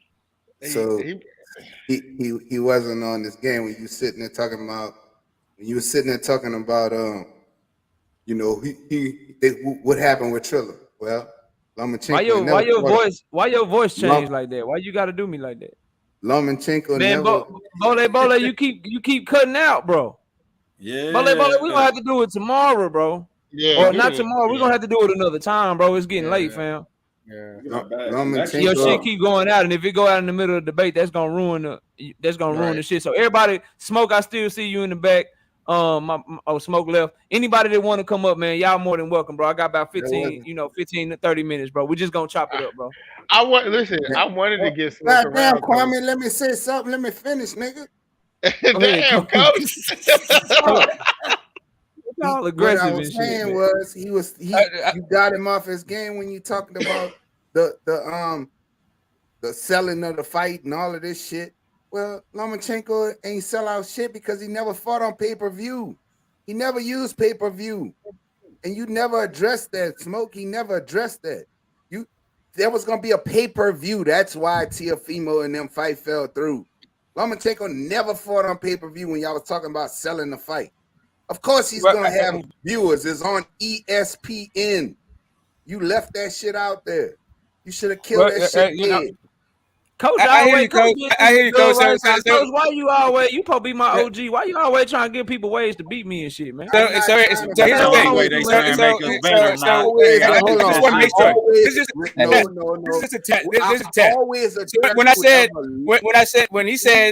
When he said Tio don't sell, and I said when I said that if Loma was on, let's see what Loma sells. That didn't mean anything. It didn't register to anybody. You breaking up, bro. Oh, yeah. He said because I heard him say when he said that when Loma get on pay-per-view, let's see what he said. Go ahead and say it again, Smoke. I don't want to talk about shit. I said we're talking about Teofimo being on Triller, and I was like, what if Loma was on Triller? You're talking about Tio don't fucking sell on Triller. No, how about this? What would Loma sell on Triller? You should have just killed the facts. I'm saying this, everybody who lose on here, I just give them a little advice. It ain't got to be. I got you. I got you. I hear you.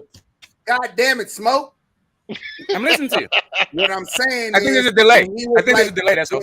Because Knockout was driving that shit home, and I'm sitting there going, Smoke gonna just let him go ahead and bend him move. You can just bend him move, bro. Kill that shit right then and there. You should have just say, well, Knockout just talking about the selling out the shit and this and this and that. Well, Loma fight on regular TV, bro, on ESPN. We don't know. Do you understand? Hey, Coach, do you realize that even though I said it was a bigger fight, they didn't care? All they were worried about was shit talking at that point. But the point is, that's like literally that's not even pay-per-view. I said it was a bigger fight. They're like, well, no, like he talks shit. Who cares? You already talked all that shit. Now you got to fight him. Like, well, okay. Coach, you made a good point though, right? It's like, okay, there it is. Coach makes a good point. Okay. No, Coach makes a good point because if Teofimo Lopez, if Knockout says Teofimo Lopez with Triller, it didn't sell, but someone's rebuttal is, well, let's see what would have happened if it was Loma. Well, it's a fact that Teo didn't sell. It's a theory with Loma not selling. I'm not saying he would or he wouldn't. That's why it's not a strong enough argument because we don't know until we actually see it. But yes, the way Knockout was pushing it, like Loma would just sell out shit and all of this. We don't know what the fuck Loma would do. Exactly. Yeah, but they didn't even care. They didn't even care if it was a bigger fight. Not bigger fight. They're just like, let me ask you this, Smoke. Real shit. Yeah. What rounds you felt like you won, bro? What round? I felt like I won the first round and third round. The second round was a. the goalposts. Like, if you say something to me like you need to stay on point with the talks. And then you start talking about like who's gonna win the fight. You start talking about how the homies were talking shit about Tank. It doesn't say to me that you're sticking on topic and the judges are not penalized, not even saying anything. Like it's just like it is what I'm doing wrong is the reason why I'm not winning, right? It has absolutely nothing to do with the topics or anything. Whatever. It's all good. No. Just argue against me. No. I think, and I ain't gonna speak for nobody, bro. What I did, in my opinion, bro, with the Tank Davis and shit.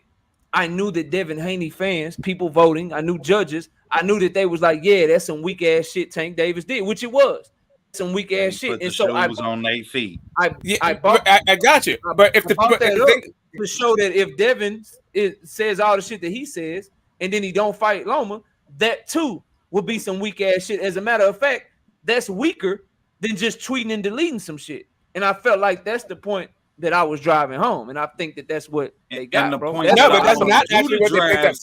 Was the fact that the problem already said he want the fight now. Right. So the issue that came back for a tune-up. The issue was the subject though was who's going to win the fight. No, that's when he brought it up. That's what I'm saying. Like, the topic is who's gonna win the fight? No, hold up a second. I got it. Go ahead, Smoke. Y'all let Smoke. I'm trying to tell you. When he brought up that whole Tank shit, it was about who was gonna win a fight. That's why I was like, this dude's not even on topic. But whatever. It doesn't even matter. It literally don't fucking matter. I'd ask you, bro. Because, bro, you know, I ain't trying to argue with you, nothing. But I'd ask you. Go back and watch the debate. Yeah, I'm going to. I'm actually going to. About the stuff you talking about. I brought that up in the second round. We was talking about. I'm not talking about that. I'm not talking about the duck part. I'm talking about the winning the fight part. He didn't talk about Tank Davis when he was talking about. I only talked about the Tank Davis stuff in the second round, bro. That's what I'm telling you. You only talked about it in the second round. Okay, well maybe I'm mixing it up, but there's a point in the whole thing in the third part where we're talking about who's going to win a fight, and it got all about some other shit that didn't have anything to do with winning a fight. But anyway, it is what it is. You must be talking about. What was the first question in the first round? First question was is Devin Loma duck Devin by going for the franchise belt? And apparently because Loma said he didn't do it, even though there's all this evidence that he did some shit, and I pointed out the evidence that he did some shit. It's like, oh well, since he didn't say it, maybe it's somebody else. Okay. No, but what Knockout? You can't. You gonna deny? I'll let somebody else go ahead. What Knockout brought up? If he wasn't a mandatory, why did he end up with that belt? He got elevated. Fight from the number one position. Exactly. So he was elevated. That's the point that I wanted. But being the number one contender don't make it mandatory. And that's the thing. Mandatory. I feel like instead of engaging with what my actual arguments are, you're trying to engage with what you wish my arguments were. Instead of saying, hey, you know what? Smoke said this. You go, I wish Smoke said that. And you're not actually even, and when you're talking to me about what I actually said, it doesn't really reflect what I said. It might fit to me, but I'll go back and listen to it again. Did you bring up all of them times Nomaschenko? You didn't bring that up? Yeah, I call him Shorty No Mask when it comes to the Nomaschenko happened after the Rigo fight. I said he's going to be the little old man. Where to Devin Haney, the same way Rigo was to him when he fights Haney, is going to be a little old man because he got the Nomaschenko name in the Rigo fight. So I brought that up in the who's going to win the fight part. Let me say this. Go ahead, YB, and then let me go to the right side because he just joined. Okay, so salute the right side. Shit, bro, did somebody freeze? Hey, knockout. No, you good. No, you good. Okay, yeah. No, for me, okay. On the second round, when you brought up, when Knockout brought up about why it would be a duck if Devin Haney didn't fight Loma because of the nutritionist, because he said he made weight a lot easier, and all the stuff that he said, you know, since he's been talking about Loma ducking him, I felt like Knockout kind of swayed me on that in that respect, and that's why I think Knockout might have got. That's what I think. And the question I have for anyone who's swayed by that, when I say to you, the guy, just because he made weight in 2022, doesn't mean he's going to be able to make weight 2023 because he's a young man and he's growing. You say what to that? Facts. That could be true. I'm not hearing anybody say, hey, you know what? That was Smoke's rebuttal. All I'm hearing is that's what Knockout said. Yeah. Like, yeah. Anyway, but again, that's a good rebuttal. But I think I had a lot of points. It was just again. It was point after point after point after point, bro. Yeah. Then he also pointed out that Loma said he was doing Smoke. That's just an assumption. That's not a fact. And that's what I'm saying. Right. That's what I keep trying to explain to him is that what Knockout like was a fact. okay, it is. What you brought up was a theory that's not proven. It's not. Okay, you're missing. Maybe again, and maybe I'll reiterate, and you can tell me where the assumption is. Go ahead, Smoke. Tell me where the assumption is. I'm gonna go to the right side. Yeah, you tell me whether the assumption is. Just because you can make weight in 2022 doesn't mean you can make weight in 2023. He's a growing boy. That's true. That's a fact. I feel what kind of negates that and kind of throws water on that fire is when you had the actual fighter say, "Hey, I got a nutritionist. This was the easiest I ever made weight. I didn't have to wear a sauna suit or anything like that." So if the fighter themselves is stating, "Hey, it's easy for me to make the weight. Why am I going to think that, oh, all of a sudden I'm just going to be like, okay, well, this guy's going to be hard for him to make it." We're at the end of 2022. 2023 is in 3 months. So, I mean, in 4 months. So why would I'm just saying what you stated, it's a rebuttal, but your rebuttal doesn't have factual substance the way that Knockout was able to take stuff that he said and then he mashed it up with something that was a fact that someone actually said and drove the point home to that. That's what I'm saying. And also what's swaying me was that when Loma and Bill said they YB, go ahead, and I gotta get the right side, y'all. We gotta let right side get in here, but go ahead, and then we're gonna go right the right side. Don't nobody respond. Let's let right side cook, because right side ain't been up here yet. He ain't said nothing. And go ahead, bro. My bad, right side. No, man, y'all good. YB, get your thought out, because you was talking. Go ahead and get your thought out. I ain't mean to cut you out. Get your thought out. I just want to say you also swayed me when with the Linares situation when you said that Bill and Eagles had a phone call and that they said they sent a contract and it wasn't true, and the Linares fight was made in a very short period of time thereafter. So you know it's hard. That brought it home to me too. Knockout. So good shit. Good debate on Smokes Part 2. Man, y'all did your thing, and shout out to Right Side. Man, right side, and that's what I mean about, and right there is illustrative of like staying on topic. Like, what is whether or not he sent a offer have to do with if he moves up, he's a duck? Because I'm using the point. I'm building all these points, Smoke, to show that hey, you don't get to talk like this. Remember when I said it all comes together, bro? Remember when I said all this barking? Just set the breadcrumbs. Remember when I said you do all this barking, but when the gate opens up, your ass don't run out the gate? That was all the barking that I was talking about. The analogy of him not running out the gate would be him doing all that barking talking about sending a contract, talking about where the hell is Loma at, and I brought up, doing all of that, but then not fighting Loma is a duck. That's what all those comments, and that was staying on topic. It was to drive the point home. You don't get to pop shit. You don't get to say that you want to debate, get the smoke over and over and over again, and get the smoke is ducking you. And then when smoke finally free up, and he ready to debate. Now you say, oh nah, never mind. I got something else I gotta go do. I gotta go do this over here. That was the point that I was making, bro. Well, That's why I was saying. But how is that even possible? That never happened. Yeah, exactly. What Like, never, I don't like whatever. There's no pushback. What never happened? He ain't ducked Loma. That ain't happened yet. How y'all gonna fucking come up with some theory that it might happen? That shit ain't fucking happening. No, I'm the only one with theory. I'm the only one with theory. The question is, if he moves up to 140, is it a duck? The question in round 3, and for you and D Free, was who wins a fight between Gary Antoine Russell and Regis Prograis? You gotta have something to argue. I can't argue. I can't set up a debate, coach, and be like, yeah, bro, we're gonna do a debate, and the debate is who won between Devin Haney and George Kambosos. You argue for George Kambosos, you argue for Devin Haney. It gotta be something that's debatable that can go either way. No, the question was, if he move up to 140, is it a duck? Yeah, without fighting Loma? Hey, knockout.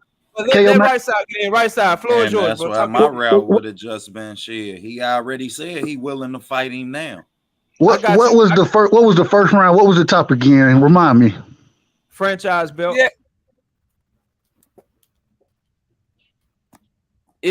Was Loma ducking Devin by getting the franchise belt? Am I breaking up? Are you there? Can y'all hear me? No, you good. You good now. Go ahead. Hey, Bole, I see you, bro. We just all right. So it was interesting. We're gonna have to Can y'all hear me? Bro. Go ahead, right side. We got you. So it was interesting. I thought I gave Smoke the first round, and Smoke, he brought up a good point. When y'all were talking about how he got the franchise belt and all that, and him knowing, not knowing, and you were saying, you know, are we gonna believe Lomachenko? Are we gonna believe Suleiman? Smoke, he made the best point in the round, in my opinion, when he said, did he sign for it? He absolutely signed for it, yes. And because he signed for it, right, he didn't have to accept that belt. If he didn't sign for it, he could have kept his belt and then and still win a unified. You know what I mean? He still could have. He didn't have to drop that belt. But he signed for it. When he signed for it, it made sure that he didn't have to fight, because when you win a vacant title, then instead of going to immediately unify, you have to defend that title against a contender in that sanctioning body.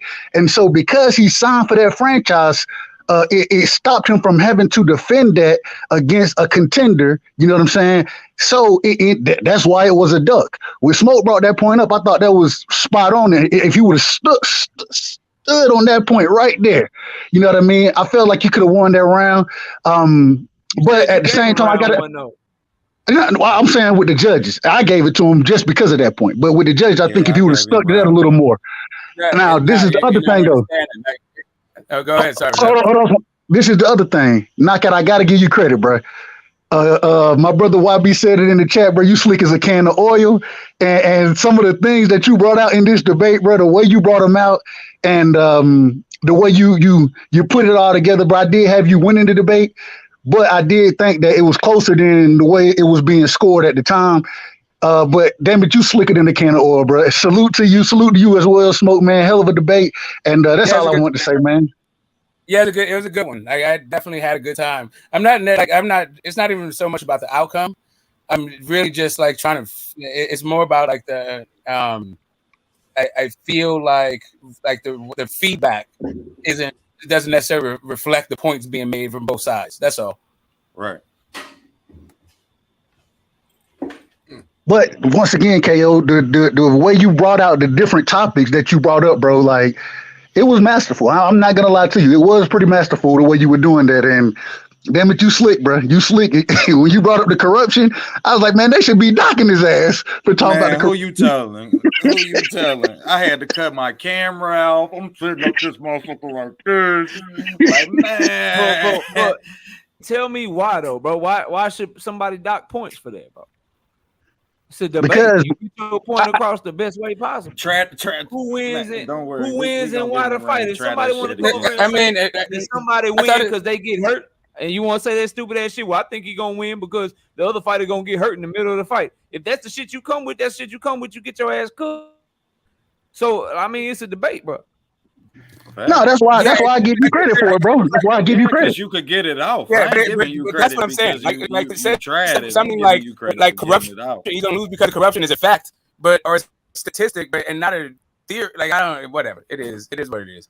No. You still your opinions in the debate, but I gave my opinion, but then I gave y'all. No, that's not what I'm saying. I'm talking about. I'm literally talking about the feedback that I got for like what I'm saying. Like whoever you got winning the round, that's fine. You have that dude running around, whatever reason you had that guy winning the round.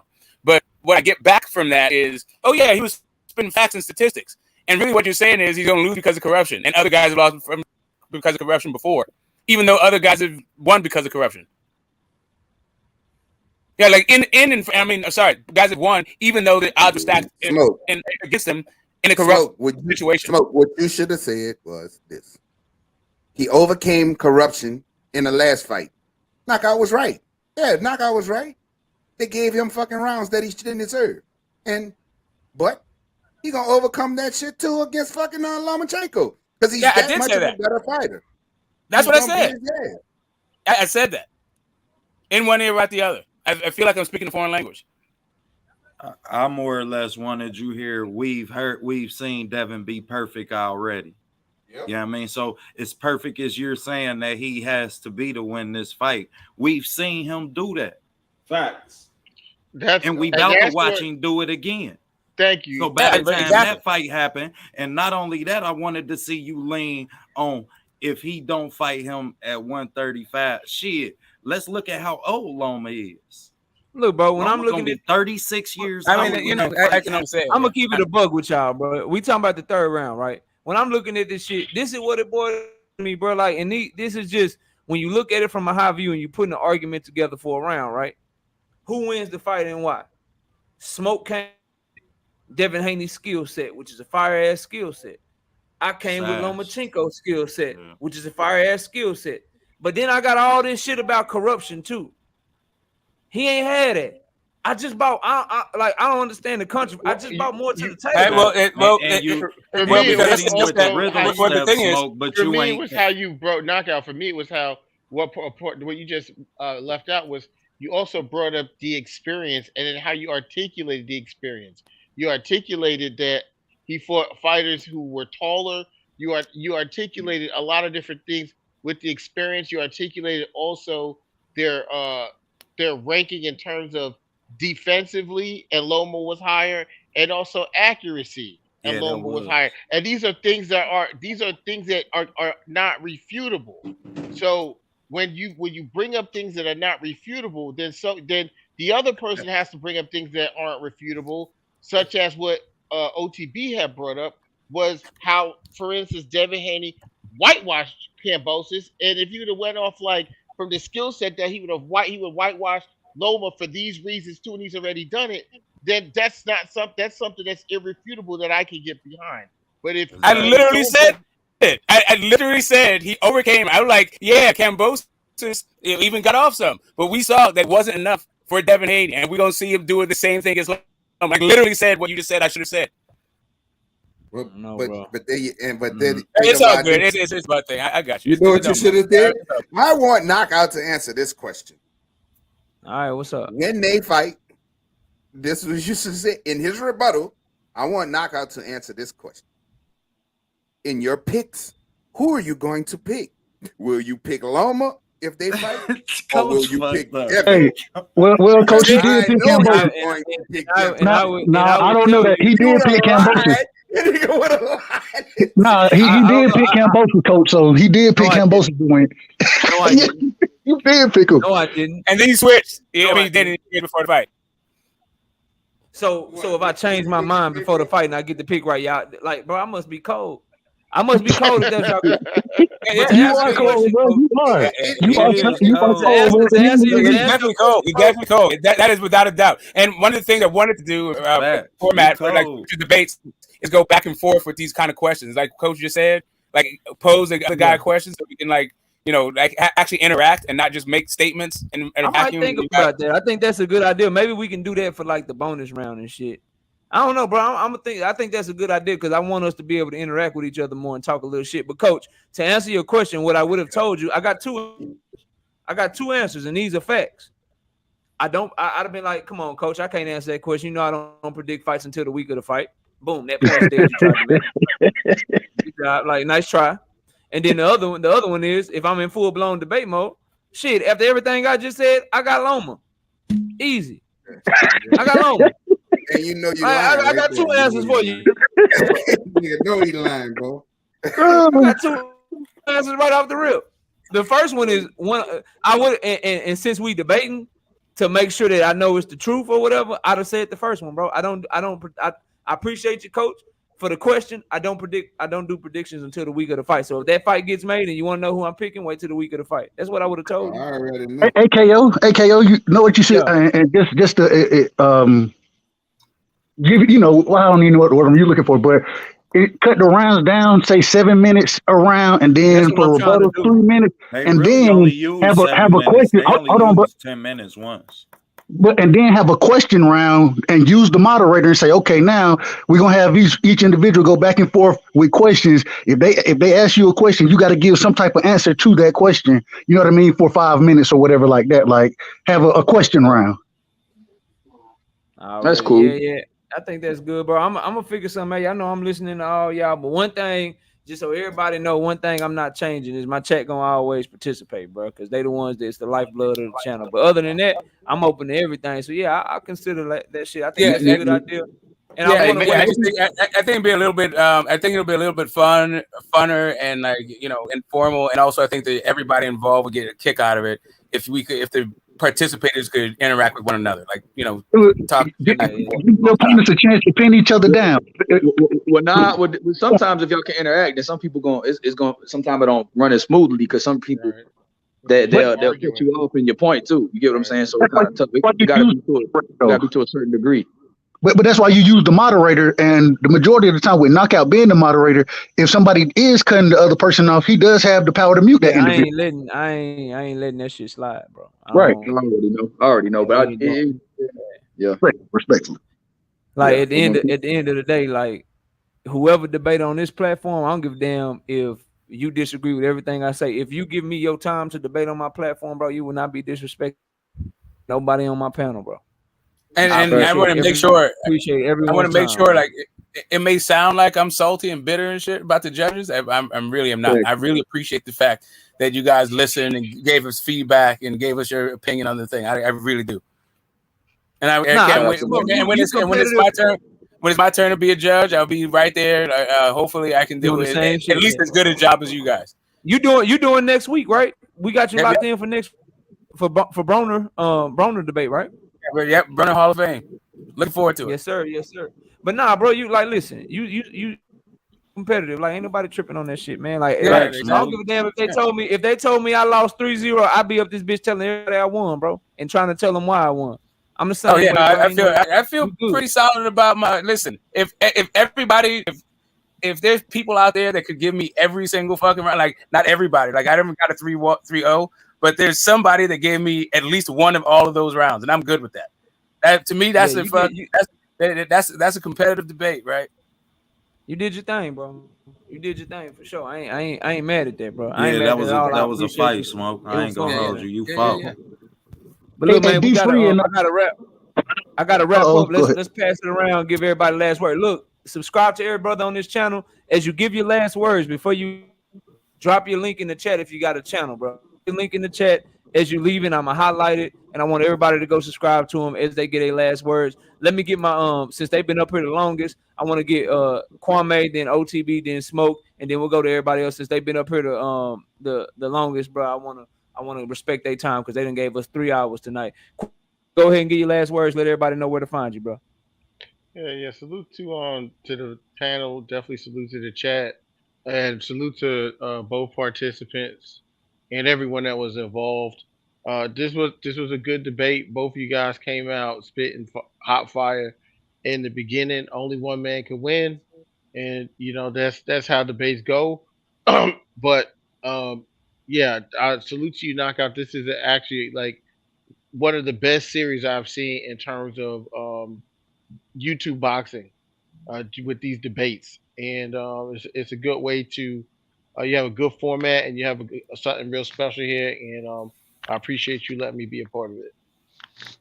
Already, bro. I appreciate you, man. I'll catch you next time, dog. You know I'm gonna get you signed up for another debate real soon, man. I'll be reaching out. Okay. All right, peace.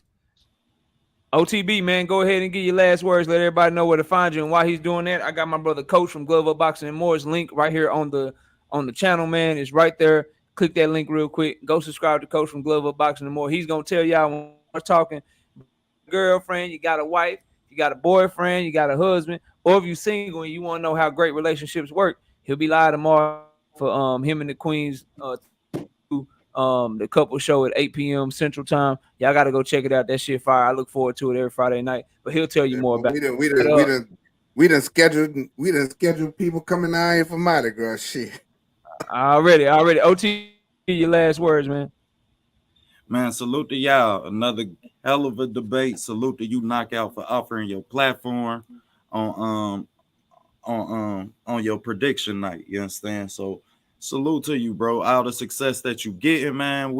I'm proud to see you get it, bro. You deserve every goddamn bit of it. Salute to you on 4,000 subs, man. You gonna get 4,000 more. God damn it. And I gotta say, man, I appreciate your mind in boxing. If nothing else, this debate, which was a one-sided debate on the, you understand? When I came in, I was like, man, I don't know how the hell you gonna win that. And I felt good about your second debate, but that one I was like, I don't know how the hell you gonna win it. So to watch you pull it off and to watch you pull a rabbit out of a hat was impressive, bro. Really made me respect your craft. Once I catch my next body, we definitely gonna get in the ring as we normally do. So pencil me in, and we got I want everybody to go check out that Triple G film. I got Triple G and Canelo film up. I'm checking that shit out probably next when I start studying for that fight. I go check. Yeah, definitely got Triple G film up. Appreciate the zone. Let me get my chips off that, man.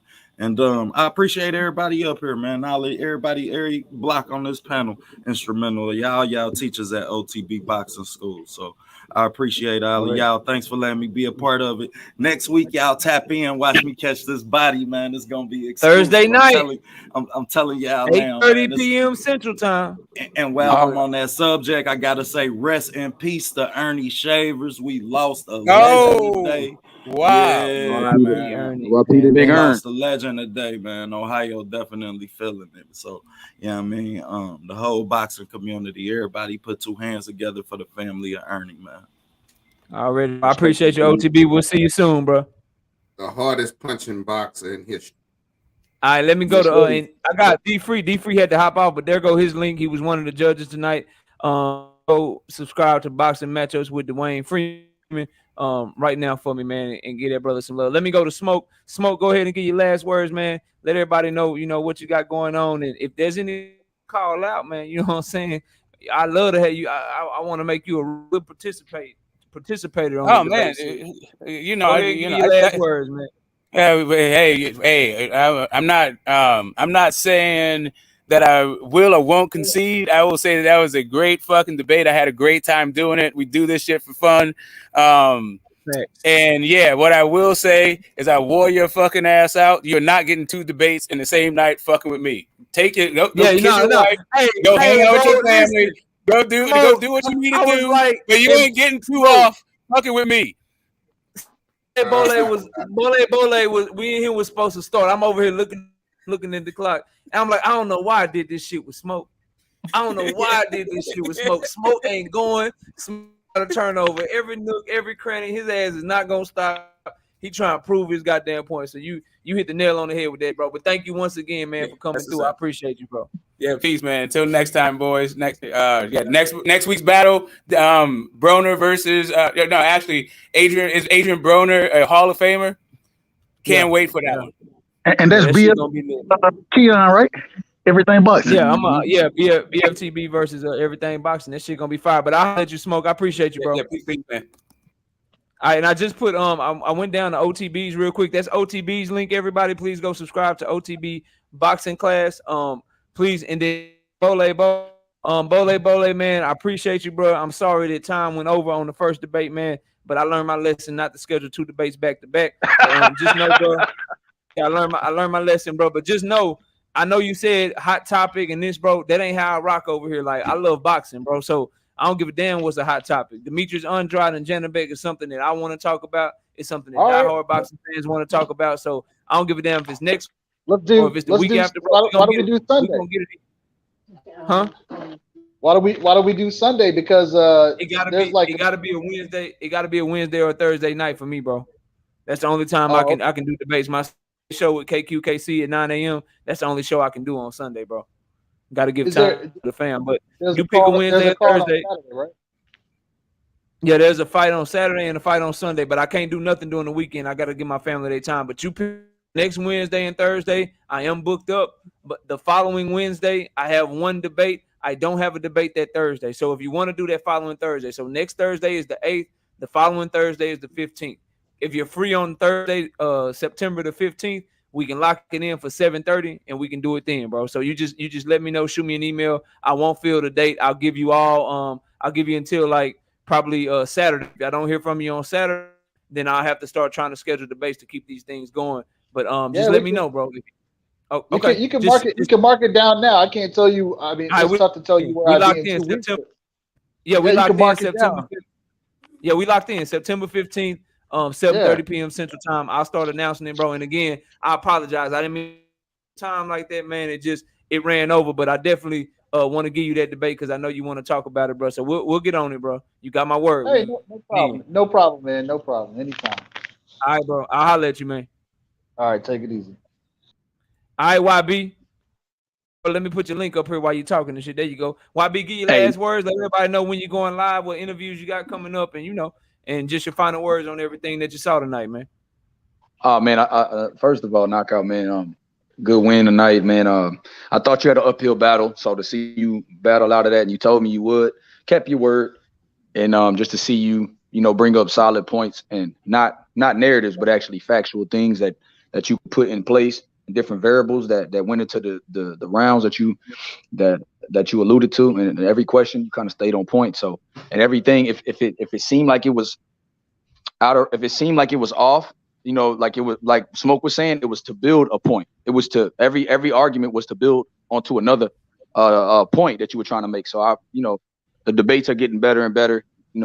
Everybody's getting more seasoned at it.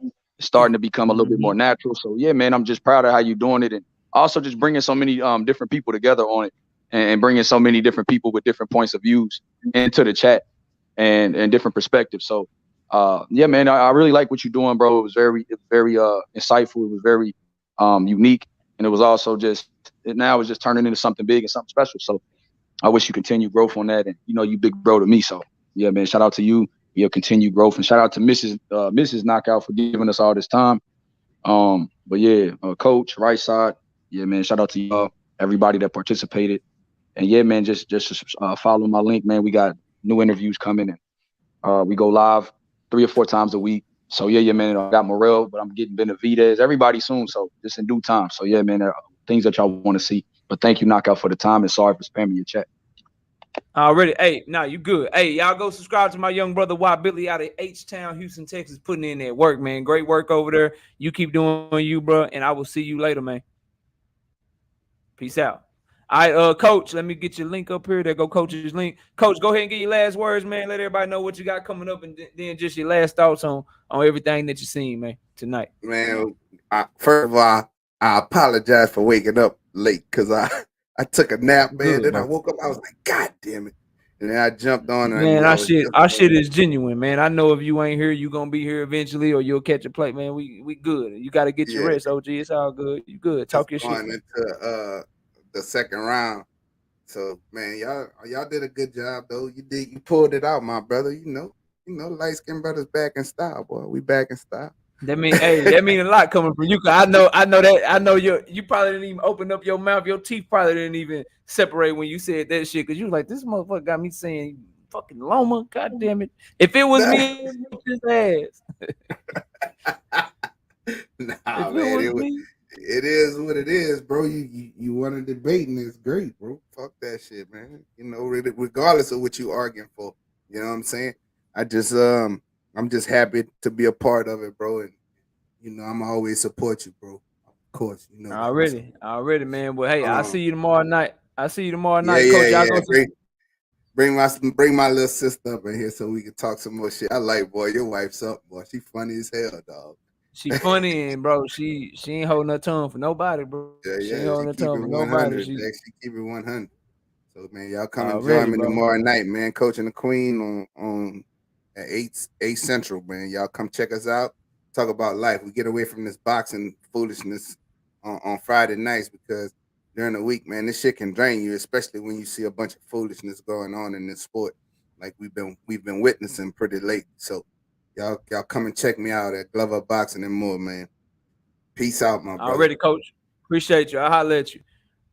My brother Rice. I always got my brother up here. Hold on, let me get your link going. There we go. We got sub to the channel with my brother Right Side. Right Side, go ahead and get your last words, man. I told y'all I was gonna make you a Loma fan tonight, bro. I told you. Man, it was so hard. I was in the chat. I'm listening, and I try my best not to comment in the chat during the debates because I don't want to give any type of help to any assistance. You feel me? Man, it was hard as hell. I ain't gonna lie, but you did your thing, knockout. One of the reasons I fought with you so strong is because you're a brilliant boxer, man, bro. You're a savant in the sport, and you showed it tonight, man. You came with multiple prong attacks. You feel me? And when I look at somebody like Smoke. I've been on many panels with him, and he'll argue with the best of them, bro. He will argue with the best of them.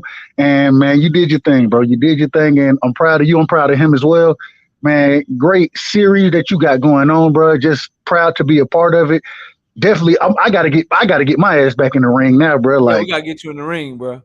Bro, you nice, bro. Like people sleep. Hey, you nice, bro. Nah, because you were numbers guy too, and you be coming with some shit like hey man, I gotta get you back up here because I'm telling you, your second time, bro, you're gonna be even better, bro. Man, I'm excited because you're used to it now. Yeah, man. I thought my brother Dundada, he said he wanted to jump in. I don't think he want that smoke right now, but it's all good. Got a lot of love. Dundada, I was copied on the email. Why you ain't respond yet? Yeah, I seen it. It is what it is. But I seen it. When you gonna respond? We trying to set that up. Dundada was good. But that's my brother, man. So if he want it, we can get it. But anybody, man, it's an open invite. Any topic anybody want to talk about, bro, I'm about it. I'm about that life. So, but man, great job tonight. Great job, Smoke. You feel me? Salute to the judges. OTB did his thing, moderate, man. And hey, like I said, we start that question and answer. Let individuals pin each other down per round. You know what I'm saying? I think that'll be a very exciting. You feel me? So, but man, y'all go sub to the channel. We got Rocking with Right Side on Mondays and Tuesdays. Then we got the Sunday night cookout. Man, I ain't gonna lie to you. Going live, that shit it's a little more difficult than you really think it is. So, and you take time away from your family. That's why I usually try to do that shit at night when my son is asleep. But man, salute to you, Knockout. Appreciate you always giving me a voice up here. And man, y'all make sure y'all hit the like button, sub to my brother. And man, y'all come show love over at our Dub Right Side channel, man. Y'all come show me some love. So appreciate you, KO. And you know I'm always rocking with you, bro. All right, bro. I'll holler at you, man. Peace out. All right, y'all. Look, man, I know people was asking about the predictions. I got them coming. I done already studied for all of them. Y'all will see that content drop tomorrow. So y'all stay tuned for that, man. Appreciate to Smoke for coming up here and debating me. Appreciate my judges, my moderator, everybody that came up on the panel and participated, man. Everybody in the chat that showed up, showed out. Dundada, Glover, Boxing and More, Young Billy, my wife, Miss Knockout Boxing 86 TV, boxing matchups with Dwayne Freeman, Andrew Gray, Jay Chestnut, Best Dad Ever, Ragnar Magnum, Lori Reed. I see you in the building. Salute to you. Thank you for coming through. Just Do Boxing, Actuarially Speaking, Kirk McCall, Sir Antbo, Some Rando, BFTB Boxing, Zulu Line, Johnny Q, Jay Grant Jr., Dominic, and everybody else, man. I appreciate each and every Omega Red, Nick J. Who else we got up in here, man? Aisha, D-Ray Promotions, KQKC Boxing Network, my co-host on Sundays. Appreciate you, OG Joker. Everybody that came through, man. I appreciate each and every one of y'all. Y'all enjoy the rest of y'all night, man. If you don't do nothing else this weekend, we got a card Saturday night. We got a card Sunday night. Y'all watch boxing, and I'll see y'all back next weekend, man. Stay tuned. Peace out, y'all.